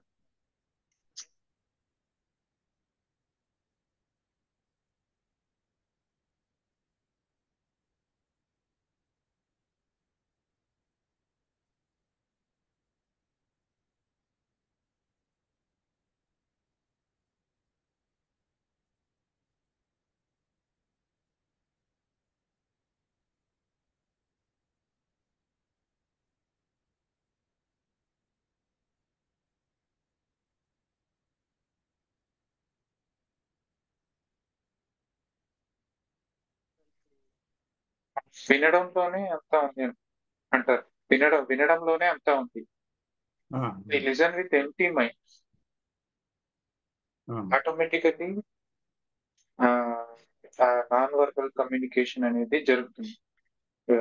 బోధకుడు ఏం చెప్పాలనుకున్నది అది నాటుకొని తీరుతుంది. అందుకే అక్కడ కృష్ణమూర్తి గారు సెడ్ పాయింట్ చెప్పినట్టు గుర్తుంది. ఇందాక ఎవరో అన్నారు, we can touch the source. Sense అంట, సెన్స్ సోర్స్. సో అందుకని అతను అక్కడ డైలాగ్ని అలాగే ప్రారంభించి లోపలికి వెళ్తున్నారు. సో అది అనిర్వచనీయమైన, అన్ఎక్స్ప్లెయినబుల్ అయినా, అది it is beyond word and understanding అయినా, but the dialogue is not to understand it intellectually and come to a conclusion కదా. ఇప్పుడు డేవిడ్ బోమ్ గారు కృష్ణమూర్తి గారి మధ్యన ఒక డైలాగ్ జరిగింది అనుకోండి. అది జరిగితే కృష్ణమూర్తి గారికి ఆ స్థితిలో ఉన్నారు, కానీ తెలియని వారుగా మాట్లాడుతున్నారు. కాదా? అవును, తెలియని వారుగా మాట్లాడుతున్నారు. అక్కడ ఇద్దరు కూడా ఏం చేస్తున్నారు? మాట్లాడుతున్నారు, ఒకరిని ఒకరు తెలుసుకుంటున్నారు, వింటున్నారు. ఆ జర్నీ జరుగుతుంది అక్కడ. ఆ జర్నీలో ఒక పాయింట్లో మనము ఒక పాయింట్కి అరైవ్ అవుతాము. ఆ పాయింట్లో మనం చూడవలసింది చాలా ఉంటుంది అన్నారు. కంక్లూషన్కి రావాల్సిందని కాదు, ఇంకా అక్కడ చూడవలసింది చాలా ఉంటుంది. సో అంచేత ఆ సోర్స్ అనేది ఏంటి అనేది తెలియాలి అని అంటే, మైండ్కి తెలిసింది ఏమనుకుంటుందో దాన్ని ఒక్కొక్కటి ఖండించుకొని వెళ్ళటం అన్నమాట. అర్థమవుతుందా? మైండ్ దానికి తెలుసును అని ఏదైతే అనుకుంటుందో అది కాదు కదా, ఇది కాదు కదా అని చూడటం అన్నమాట. ఖండించడం అంటే మీకు నాకు వాదన కాదు, మన ఇద్దరం గోరుండి దాన్ని ఖండిస్తేనే సత్యం తెలియబడుతుందనే మోటివ్తో వెళ్ళటం లేదు. అక్కడ అది అవసరం లేదు, ఇది అప్రాధాన్యతతో ఉంది, ఇది ఇర్రేషనల్ అనేటువంటి ఒక విషయాన్ని మనం చూడగలగటం అంతే. ఆ చూడగలగడానికి డైలాగ్ అంతే. అప్పుడు ఏమవుతుంది అలా వెళ్తుంటే? That is his point.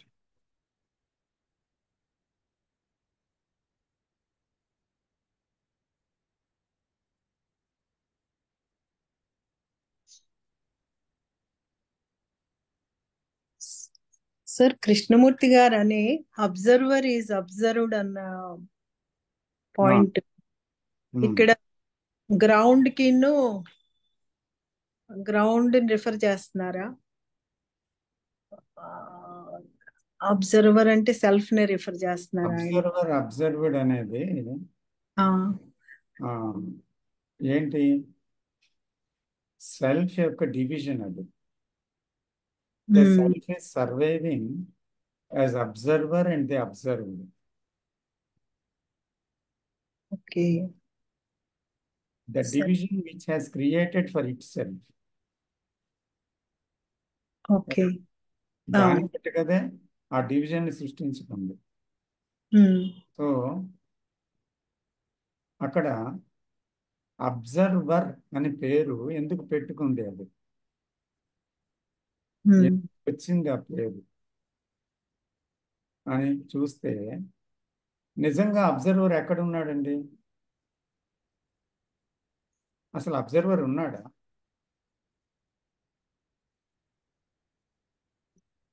ఇక్కడ ఆ ప్రశ్నలోకి మనం వెళ్ళాలి. ఎందుకంటే నిజంగా అబ్జర్వర్ ఉన్నాడా? ఉన్నాడా లేడా? ఆ అబ్జర్వర్ అనేవాడు ఎందుకు వచ్చాడు ఫీల్డ్లోకి?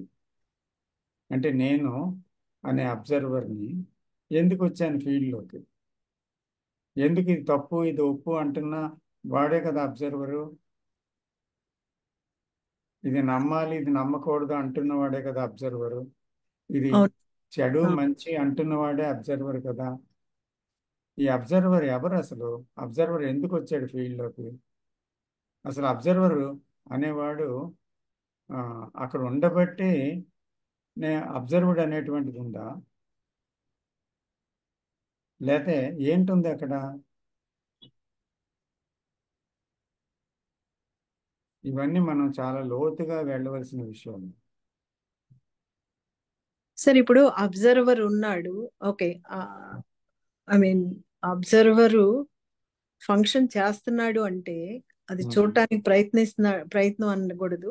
చూస్తున్నాడు అంటే అక్కడ గ్రౌండ్ లేకుండా ఎలా చూస్తాడు?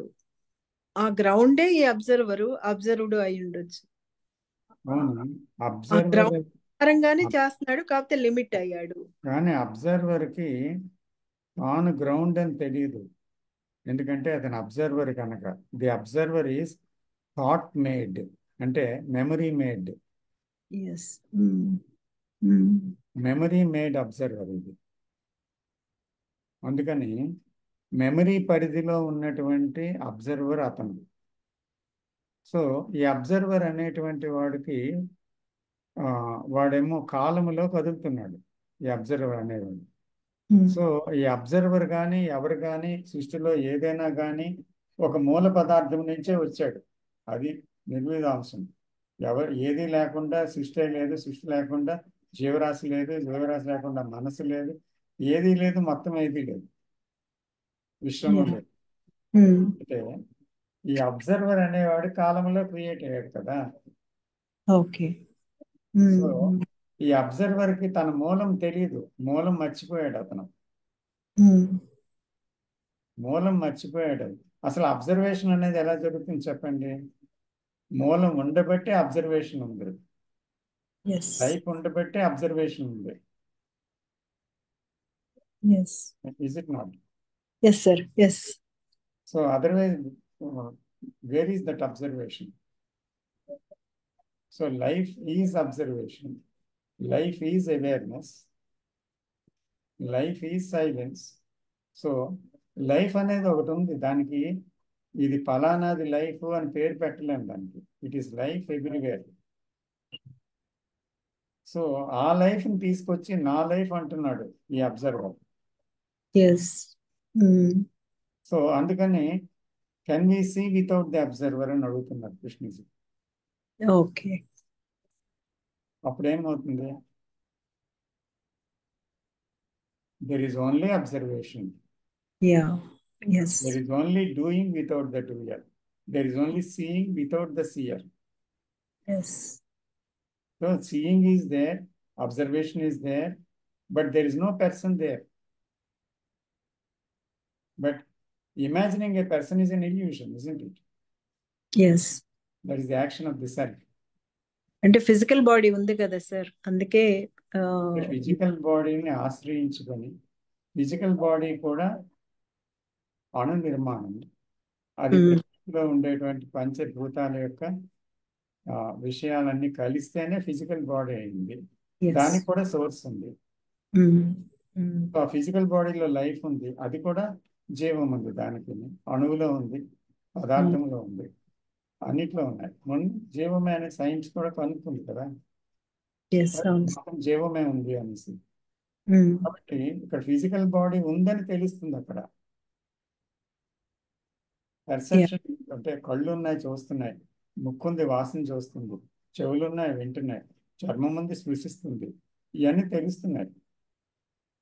కానీ ఆ తెలియబడే జ్ఞానం ఉన్న ఒక విషయం ఒకటి ఉంది, దానికి ఆధారభూతమైనది ఇంకొకటి ఉంది.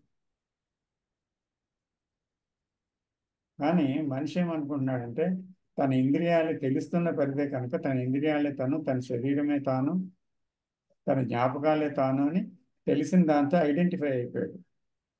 ఆ ఐడెంటిఫికేషన్తో ఉన్నదే నేను. సో ఇదంతా అతను గమనిస్తూ ఉంటే అబ్జర్వేషన్, అప్పుడు ఏమవుతుందంటే అది కాదు, అది కాదు అని తెలుస్తుందండి.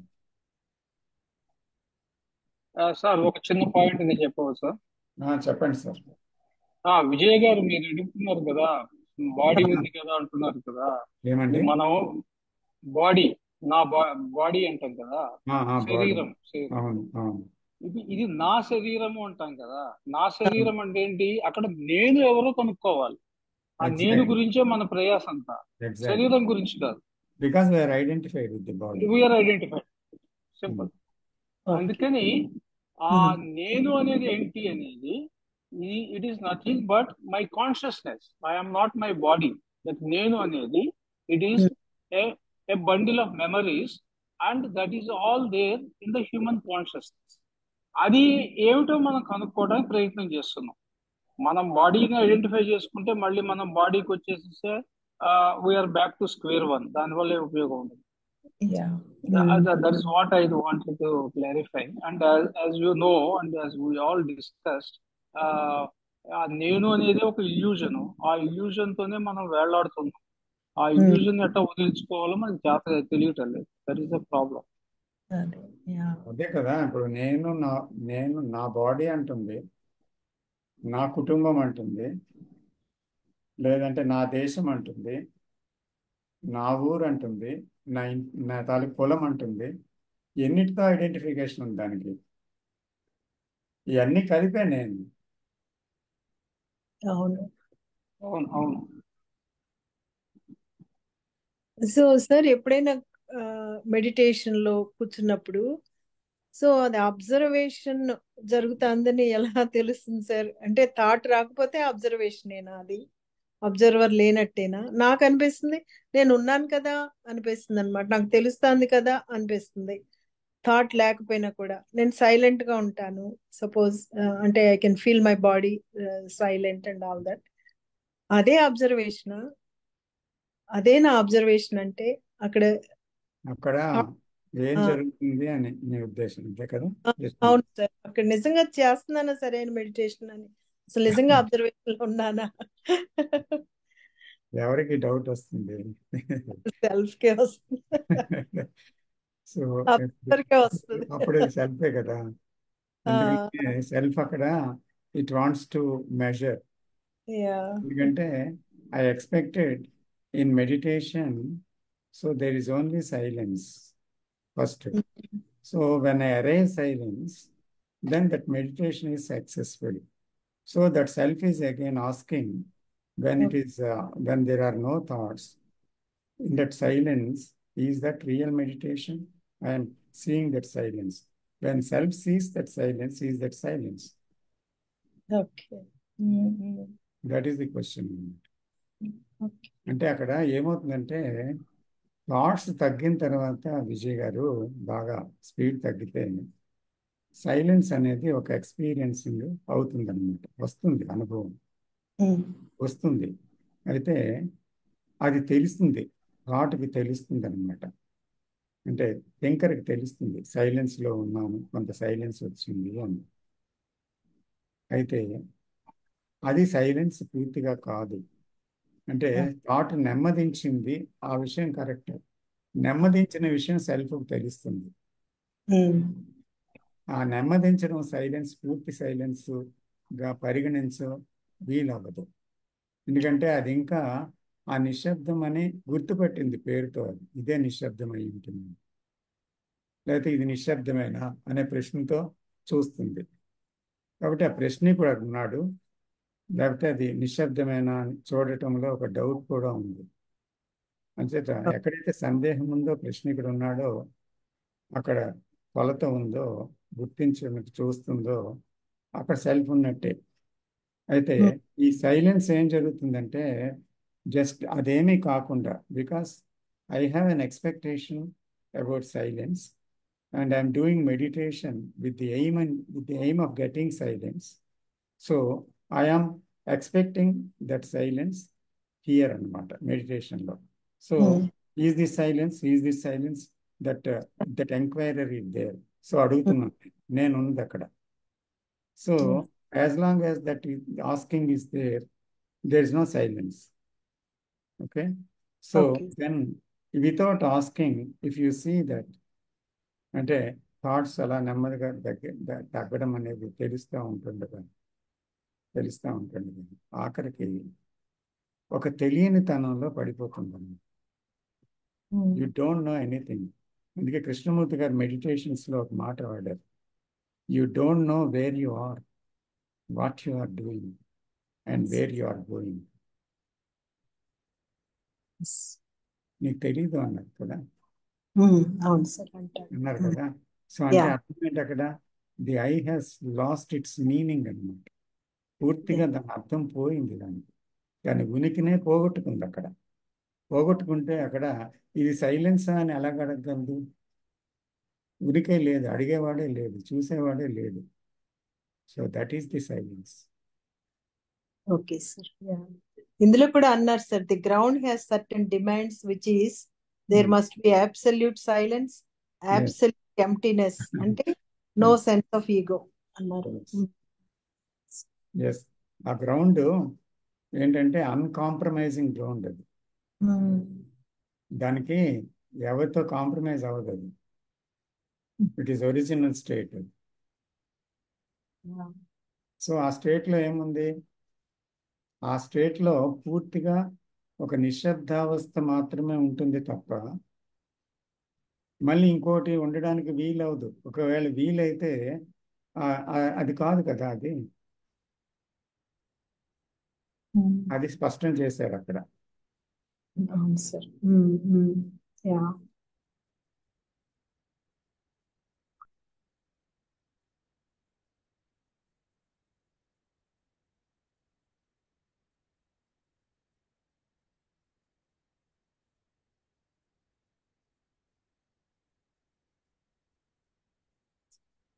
సో ఒకసారి సార్ నేను టెంపుల్కి వెళ్ళాను అని చెప్తే, అంటే అక్కడ డివిజన్ లో ఉన్నారు, గాడ్ కి మీరు 2 things అనుకుంటున్నారా అన్నారు, 2గా చూస్తున్నారు మీరు అన్నారు సార్. ఎవరు అంటే శంకరాచార్య గారు ఫాలో అయ్యేవాళ్ళు 2గా చూస్తున్నారు అన్నారు.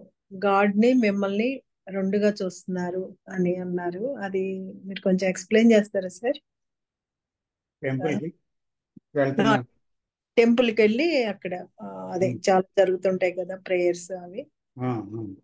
నేను టెంపుల్కి వెళ్ళాను, ఒక 1 hour కూర్చున్నాను అని అట్లా అంటే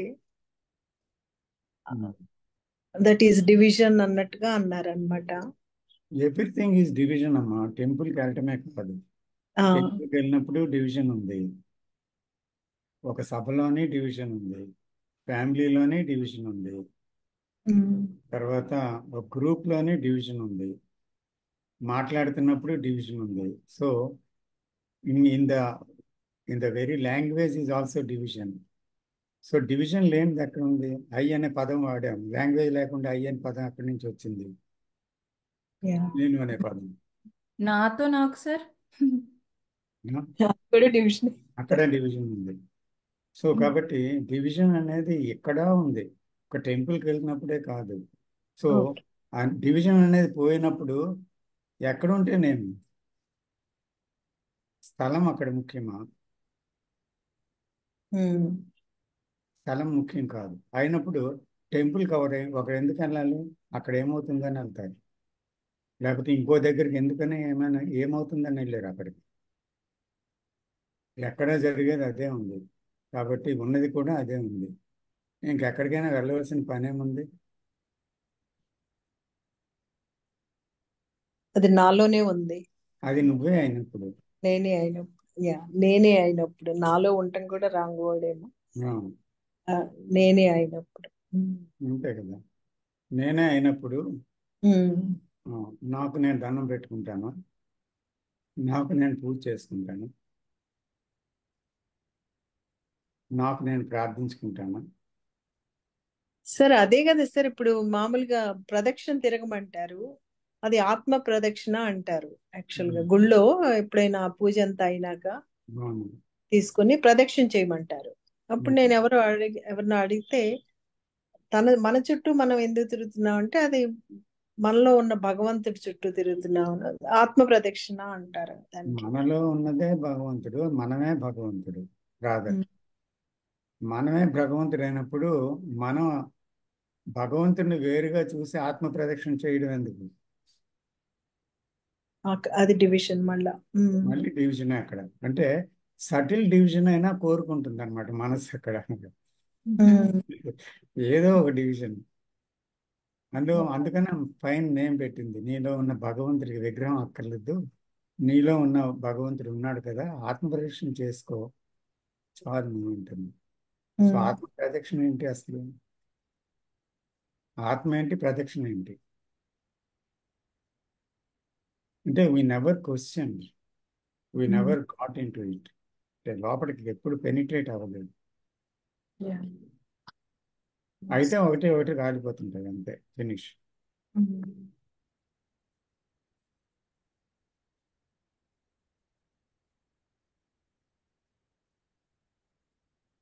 మొన్న నేను ఒకటి తెలుసుకున్నాను సార్, ఒక రియలైజేషన్ వచ్చింది. శివరాత్రి రోజు కొంచెం స్వామివారి నామాలు చదువుతుంటే అంతా యూనివర్స్ గురించే, ఐ మీన్ మనం అనుకునే ఈ సోర్స్ గురించే, వాటిల్లో ఉన్న మీనింగ్స్ చూస్తుంటే అంతా సోర్స్ గురించే ఉంది చాంటింగ్. విశ్వరూపాయ అట్లా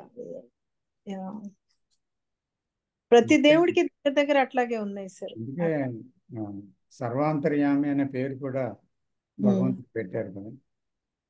అలాగే చాలా నేమ్స్ ఉన్నాయి. ఈ నేమ్స్ అన్ని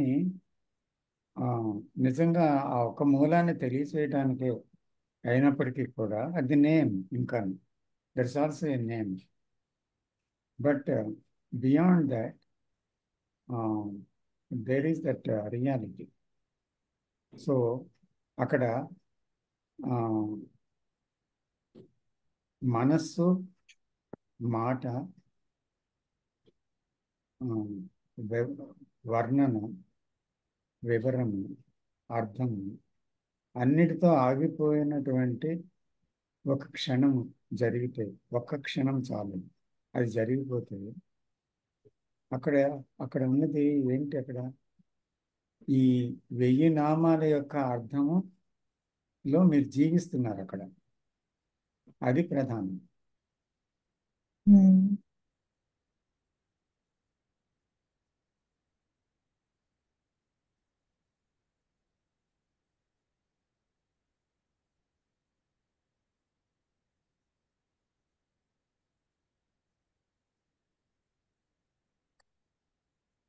అందుకే మన ట్రెడిషన్లో చెప్తారు కదా, 1000 తలలున్న ఆదిశేష్ కూడా భగవంతుడిని వివరించలేడు అని. ఆయన గుణగణాలని వివరించలేడు పూర్తిగా. అందుకనే కోటి కోట్లు కొలిది తలలు ఉన్నాయి కదా మానవుడికి, ఈ తలలన్నీ కలిపినా కూడా వివరించలేవు అవి. ఎందుకంటే మస్తిష్క జ్ఞానం కాదు అది, పేరు కాదు అది. అందుకని నామరూపానికి అతీతమైన ఒక విషయాన్ని నామరూపాలతో ఎలాగ బంధించగలం?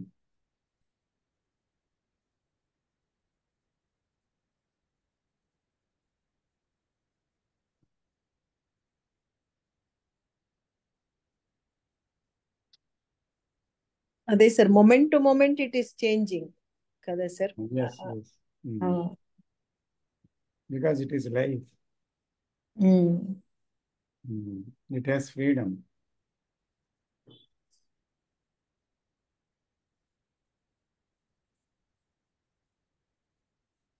ఒక ఇన్సల్ట్ గానీ ఒక ప్రైజ్ గానీ ఆ మూమెంట్ లో జరుగుతుంది, Hmm. వెళ్ళిపోతుంది అది, మళ్ళీ అక్కడ న్యూ మూమెంట్ స్టార్ట్ అవుతుంది, మళ్ళా అవును. న్యూ. కానీ మనిషి దాన్ని మోస్తాడనమాట. అంతే అంతే. మనస్సు దాన్ని నాకు చెందింది, నన్ను నన్ను నాది అని తీసుకున్నప్పుడు అది మోయడం జరుగుతుంది.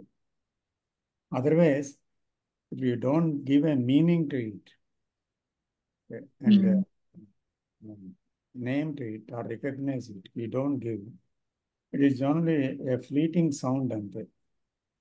అక్కడ అలాగ వచ్చి వెళ్ళిపోతుంది, ఈ చెవిలో వచ్చి చెవిలో వస్తుంది శబ్దం. అది అర్థవిహీనం, అది ఆ శబ్దాన్ని. నిజంగా అర్థం ఇచ్చినప్పుడు ఏమవుతుందంటే అప్పుడు దానికి వేళ్ళు వస్తాయన్నమాట. వేరు తొడుగుతుంది అది మనసులో. అది కొనసాగుతుంది భవిష్యత్తులో జ్ఞాపకాల రూపంలో. That is the carrying over. Sir అందుకనే we have to listen with attention ప్రతిదీ అన్నమాట. ఒక భర్తని కానీ, భార్యని కానీ, ఇరుగు పొరుగు వారిని కానీ, పని మనిషిని కానీ, లేకపోతే మనం ఏంటంటున్నామో దాన్ని కానీ, మన మనసులో ఇవన్నిటినీ వినాలి with all attention, with all energy. అందుకే it's very important to know how to put all your senses together in attention. ఇది తెలియాలి. హౌట్ అంటే ఇది విధానం కాదు. మళ్ళీ అంటే అక్కడ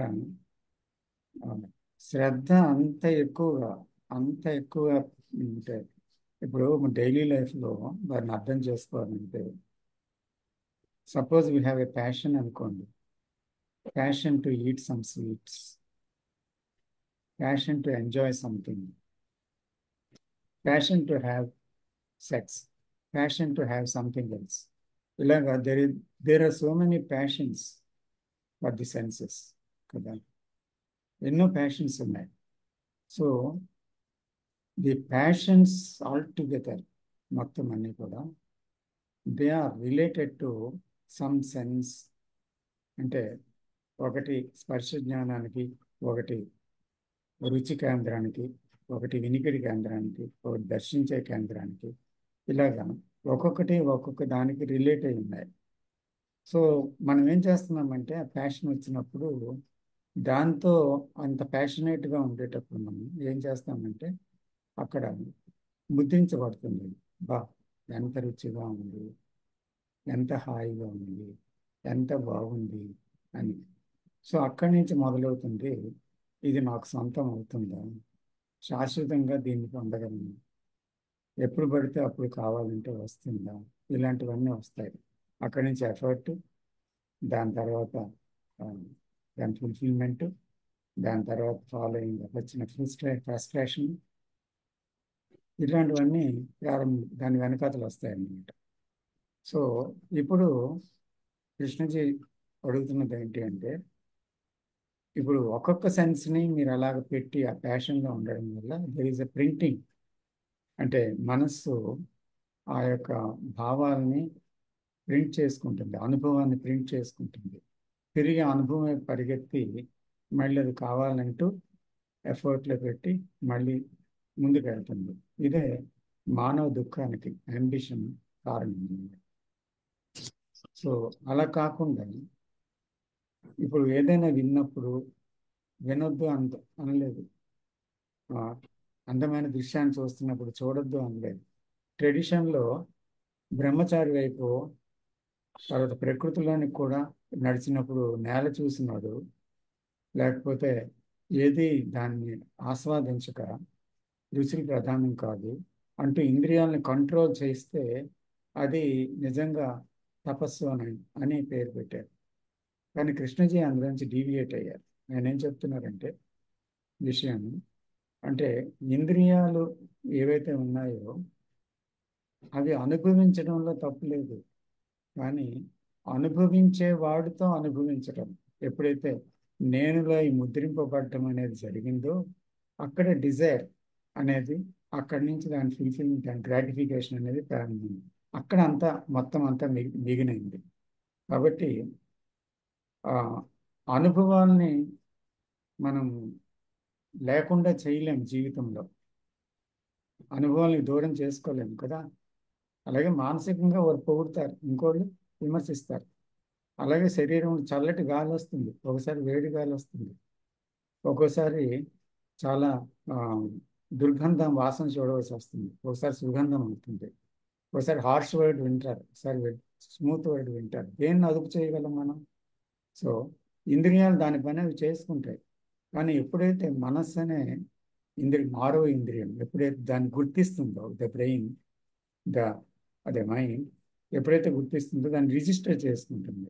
ఒక అనుభవం మారితే ఇంకొక అనుభవం. దీనివల్ల ఇష్టాలు ఏర్పడ్డాయి. అంటే రెసిస్టెన్స్, లేదంటే దాన్నేమో పోగు చేసుకోవడం, దాని వెనకాతలు పడ్డం. ఈ రెండిట్లో ఏదో ఒకటి చేస్తుంది మైండ్, ఇష్టం అయిష్టం. ఈ రెండు విషయాల మధ్య అలాగే ద్వంద్వాలన్నీ ఫారం అయిపోయాయి అన్నమాట.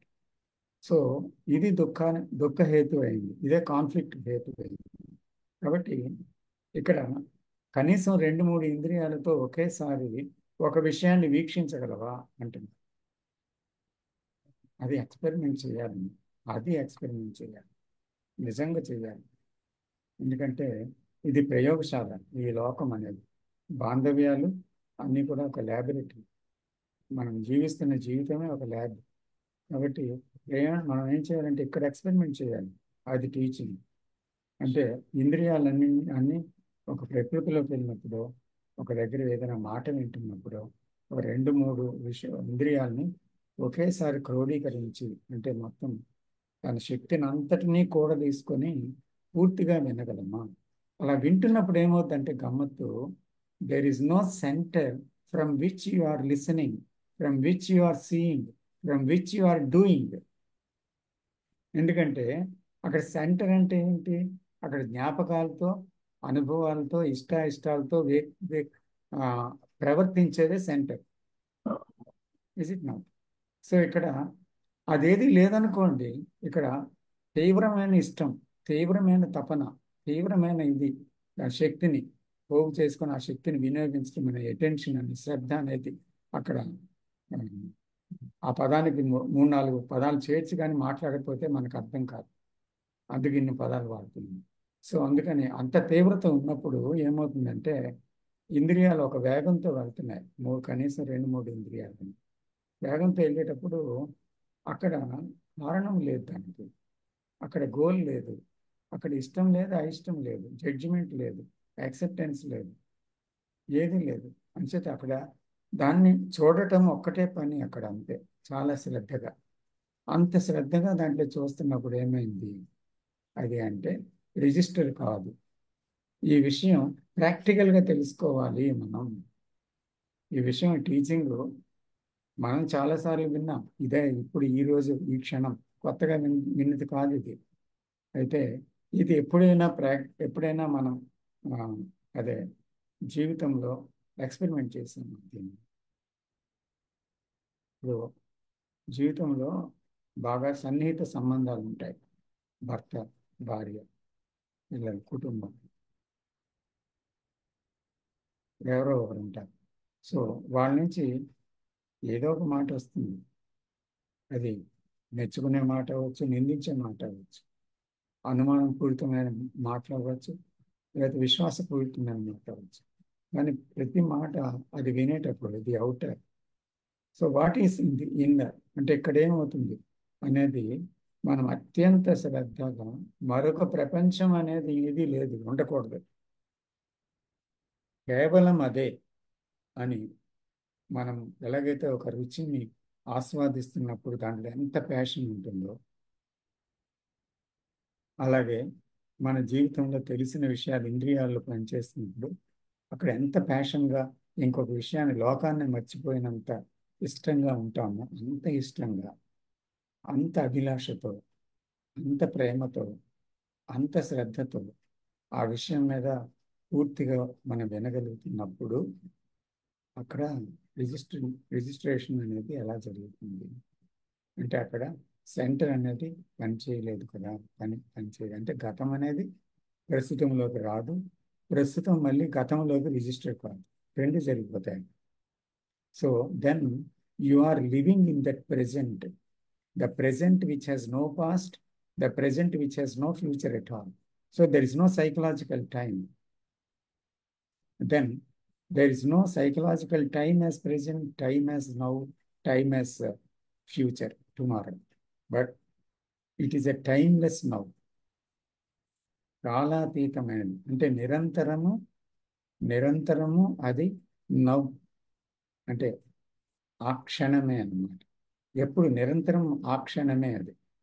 సో ఆ క్షణములో అక్కడ పూర్తి శ్రద్ధతో ఎప్పుడైతే ఉంటామో అది మరుక్షణము కాదు, రాబోయే క్షణము కాదు, ఎప్పటికప్పుడే ఆ క్షణము అటెన్షన్లో. కాబట్టి ఆ క్షణంలో రిజిస్ట్రేషన్ అవ్వదు, ఆ క్షణంలో సెల్ఫ్ లేదు. ఇది తెలిస్తే మనకు అబ్జర్వ్డ్ అన్నీ తెలిసిపోతాయి. సో దట్ సైలెన్స్ ఇవన్నీ. ఈవేళ ఒకరు నాతోటి ఎవరు అది జస్ట్ మీటింగ్కి ముందు ఒక 15-20 నిమిషాలు మాట్లాడారు. ఆయన ఎక్కడ భోగాపురం, విశాఖపట్నానికి 30 కిలోమీటర్స్ సుమారు దూరం ఉంటుంది. ఆయన ఒక స్టాంప్ రైటర్ అంటే మన ఏదది ఒక దాన్ని ఏమంటారు డాక్యుమెంట్ రైటర్, సబ్ రిజిస్టర్ ఆఫీస్లో. సో డాక్యుమెంట్ రైటర్గా అతను వృత్తి చేస్తున్నాడు. కాకతాళీయంగా నా వీడియోస్ విన్నాడంట. ఆ తర్వాత జీవించే కళ పుస్తకం అందులో గురించి మాట్లాడితే అది ఉందని అడిగితే 5 పుస్తకాలు తీసుకొని పంచాడు అందరికి. తర్వాత ఇదివరకు 3 months క్రితం మాట్లాడాడు, కొన్ని డౌట్స్ అడిగాడు. ఇప్పుడు మళ్ళీ 3 months క్రితం మాట్లాడితే అతను నేను గుర్తుపెట్టాను, మీరు ఇదివరకు కూడా మాట్లాడినట్టుందంటే, అవును మా రిజిస్ట్రార్ గారిని తెస్తానని అన్నాను కదా, అతనే నేను అన్నాడు. సరే ఏంటో చెప్పండి అంటే అలా చెప్తున్నాడు అన్నమాట. మీరు అవేర్నెస్ అనేది చాయిస్లెస్ అవేర్నెస్ అనేది చూడండి, ఈ మాట వినండి. మీరు చెప్పారు కానీ ఇప్పటికీ స్ట్రగుల్ అవుతున్నానండి, అదేంటో నాకు అర్థం కాలేదు. అయితే నాకు బాధ లేదు, కారణం ఎందుకంటే మీ వీడియోస్ ఒక 100 పెట్టుకున్నాను, పొద్దుల్లా చాకరీ చేస్తాను, డాక్యుమెంట్స్ రాస్తాను, ఆఫీస్లో ఉంటాను, ఇంటికి వచ్చిన తర్వాత కనీసం 2 గంటలైనా స్పేర్ చేస్తాను మీరు చెప్పిన విషయాలు వినడానికి. ఇది నా జీవితం రోజు. మరేది విన్ను. ఈ 2 గంటలు మీ వీడియోస్ 2-3 ఎన్నో మీరు ఒక్కరే మాట్లాడి నాటి డైలాగ్స్. నాకు మీరు ఇచ్చిన జూమ్ మీటింగ్స్ కూడా ముఖస్థంగా చెప్తున్నాను, అంత నచ్చలేదు. కానీ మీరు ఏవైతే మాట్లాడి రికార్డ్ చేశారో మోనోగా ఒకటి, ఆ రికార్డింగ్స్ ఉన్నాయి. కొన్ని పేర్లు చెప్పాడు, సీయింగ్ ద వాట్ ఈజ్ అని ఇలాగ రకరకాల, ఎఫర్ట్లెస్ లైఫ్ అని ఇలాగ, ప్రయత్నరహిత జీవితం. సో ఇలాంటివి కొన్ని సెలెక్టెడ్ ఉన్నాయి, అవి నేను వింటూ ఉంటాను. 50, 100, 60 అయిపోయాయి అనుకోండి, మళ్ళీ మొదటికి వచ్చి మళ్ళీ వింటాను. విన్నది మళ్ళీ 4 సార్లు వింటాను. వింటే నాకు విచిత్రంగా ఏంటంటే నాకు ప్రతిసారి కూడా కొత్తగా అర్థమవుతుంది. ఇప్పటికీ మళ్ళీ విన్నాను అనుకోండి, ఇప్పుడు మళ్ళీ కొత్తగా అర్థమవుతుంది, ఏదో కొత్తది తెలుసుకున్నట్టు మైండ్లో అవుతుంది. అయితే నాకు అవేర్నెస్ అనేది ఉంచాలి, చాయిస్లెస్ అవేర్నెస్ అంటే తెలుసుకోవాలని కోరిక పోయింది. ఇప్పుడు నేను దాంట్లోనే జీవిస్తున్నానేమో అనిపిస్తుంది. ఎందుకంటే కాన్ఫ్లిక్ట్ లేదు, పోయేసింది. అదే అని చెప్పింది. సో అందుకని కృష్ణమూర్తి గారు అన్నది నాకు గుర్తుకొచ్చింది అప్పుడు చెప్తుంటే. ఎందుకంటే నిజంగా వినటం జరిగితే అదే జరిగిపోతుంది అక్కడే, కానీ మీరు దాని గురించి ప్రయత్నిస్తున్నారు అంటున్నారు. So you are knocking at the open door అని ఓ పుస్తకం వచ్చింది, knocking at the open door అని.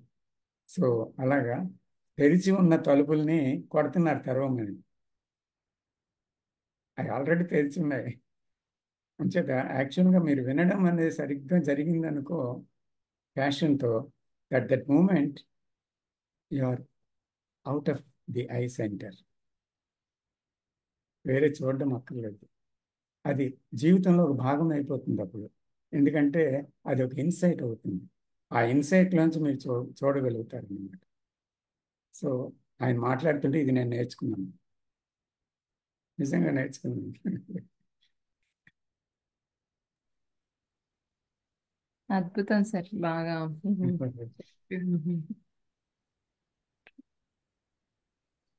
సార్ కొంతమంది అందరికీ నేను తెలిసిన సర్కిల్ నాకు 100 మంది ఉన్నారు సుమారుగా, బంధువులు అందరినీ. వాళ్ళందరికీ మీ వీడియోస్ పంపిస్తున్నాను. అందులో 2-3 మాత్రం మంచి చేంజ్ వచ్చింది. అందులో ఒక ఐటీ చదివిన వ్యక్తి బెంగళూరులో ఉన్నాడు, అలాగే లాయర్స్ గ్రూప్ ఉంది, తర్వాత ఎడ్యుకేటెడ్ గ్రూప్ ఉంది. వీళ్ళందరూ విని ఆశ్చర్యపోతున్నారండి. అయితే ఆశ్చర్యపోయడం కొంతమంది జరిగితే మార్పు అనేది 2-3లో వచ్చినట్టు నాకు తెలిసింది. నాకు అదే ఆనందం అండి, చాలా సంతోషం అండి. నాకు మీటింగ్ టైం అయింది, మీతో ఎక్కువ మాట్లాడాను పెట్టేసి ఇది జరిగింది. సో దాన్ని బట్టి ఏంటి అర్థమవుతుందంటే కృష్ణజీ ఇచ్చిన టీచింగ్స్ని యాక్చువల్గా ఆ టైంలో మనం శ్రద్ధావంతులమే ప్యాషన్తో విన్న సందర్భంలో ఏదో జరిగిపోతుంది ఆల్రెడీ, ఏదో జరగాలని ఎందుకు అనుకోవడం. అసలు ఆయన అంటాడు ఈ చాయిస్లెస్ అవేర్నెస్ కూడా నాకు మీనింగ్లెస్ అనిపిస్తుంది అంటాడు. అర్థం కాలేదు, ఆయన అర్థం చేసుకోవాలని కూడా లేదు ఏంటంటే నాకు గొప్ప సంతోషం వేస్తుంది. ఎందుకంటే అలా మాట్లాడిన వాళ్ళు ఎంతవరకు చూడలేదు నేను. అందుకే అద్భుతం సార్ అదే. True. సార్ సాయి తేజ గారు. అవును సార్, ఎందుకంటే నేను కూడా ఏం చదివింది లేదు సార్ కృష్ణమూర్తి గారి గురించి కానీ, వారి ప్రవచనాలు కానీ ఉమ్, రేర్ గా ఒకటో రెండో వినడం అంతే సార్. ఉమ్, కానీ మీరు చెప్పేటప్పుడు మాత్రం ఏదో జరుగుతుంది సార్. ఇంకా ఉమ్, మైండ్ కూడా అబ్సల్యూట్ కామ్నెస్ కి వెళ్ళిపోతుంది అన్న, ఏది క్వశ్చన్ చేయదు. ఆ, మొదట్లో ఉండేది కొంచెం క్వశ్చనింగ్ అది ఇది, కానీ ఆఫ్టర్ మీతో ట్రావెల్ చేసిన తర్వాత ఉమ్, అసలు మైండ్ అసలు ఏ క్వశ్చన్ రేస్ చేయలేదు మనం, అబ్సల్యూట్ గా కామ్ గా ఉంటుంది. ఉమ్, మొత్తం వినాలి అని కూడా ఉండదు, అది వినడం అనేది జరిగిపోతా ఉంటుంది సార్ అలాగే. ఉమ్. Nice nice. వినాలి, నేను దాన్ని గుర్తుపెట్టుకోవాలి, తర్వాత దాని జీవితంలో అప్లై చేయాలి, ఇవి లేవు సార్. ఉమ్, వినడం ఒక్కటే ఉంది, వినడమే జరిగిపోతుంది, వినడంలోనే అన్ని ఆ, yes. ఆ రియలైజేషన్ పాతుకుపోయింది. అది వస్తే చాలు, అంతే, ఏం చెయ్యక్కర్లేదు. డూయర్ ఉంటే కష్టం, డూయర్ లేకపోతే సులువు, అంతే. డూయర్ ఉంటే ఎఫర్ట్ ఉంటుంది. అంతే. అదే. బాగున్నది సార్, బాగుంది, అద్భుతం, మంచి వర్డ్ చెప్పింది వనజ.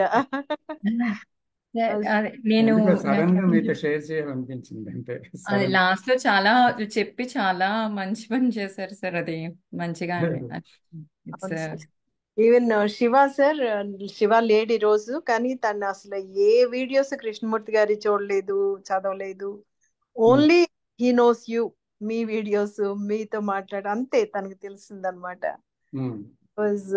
తను ఎప్పుడు చెప్తుంటాడు అనమాట, అసలు కృష్ణమూర్తి గారి వీడియో ఒక్కడు కూడా వినలేదంట. ఇప్పుడు వినడు, మీ వీడియోసే. మన డిస్కషన్స్ అలాంటివి నేను పాతవి ఉంటే పంపిస్తుంటాను. So he doesn't know any other things, any other videos అనమాట. అసలు కృష్ణమూర్తి గారు ఎవరో కూడా తెలియదు అన్నట్టు ఉంటాడనమాట. ఆ, నాకు సారే తెలుసు అని చెప్తుంటాడు. సార్ తెలియక్కర్లేదు, కృష్ణమూర్తి గారు తెలియక్కర్లేదు. కాబట్టి ఆ Yeah, ట్రూత్ ఏమో ఆ మాటల్లో పట్టుకోగలిగితే అది then the person is not important because the teaching is important. yeah, yeah. Sorry అమ్మ, మధ్య నాకు కొంచెం పని ఉందండి, నేను ఇంకా ఓకే, పర్వాలేదు. ఓకే. టైం థ్యాంక్ అయిపోయిందమ్మా. You, thank you, sir thank you. Sir thank you very much. Thank you Sai Teja గారు. Thank you sir. అయితే క్లోజ్ చేసేద్దామమ్మా, ఎవరు మాట్లాడతారు? So I'm closing it. Okay sir.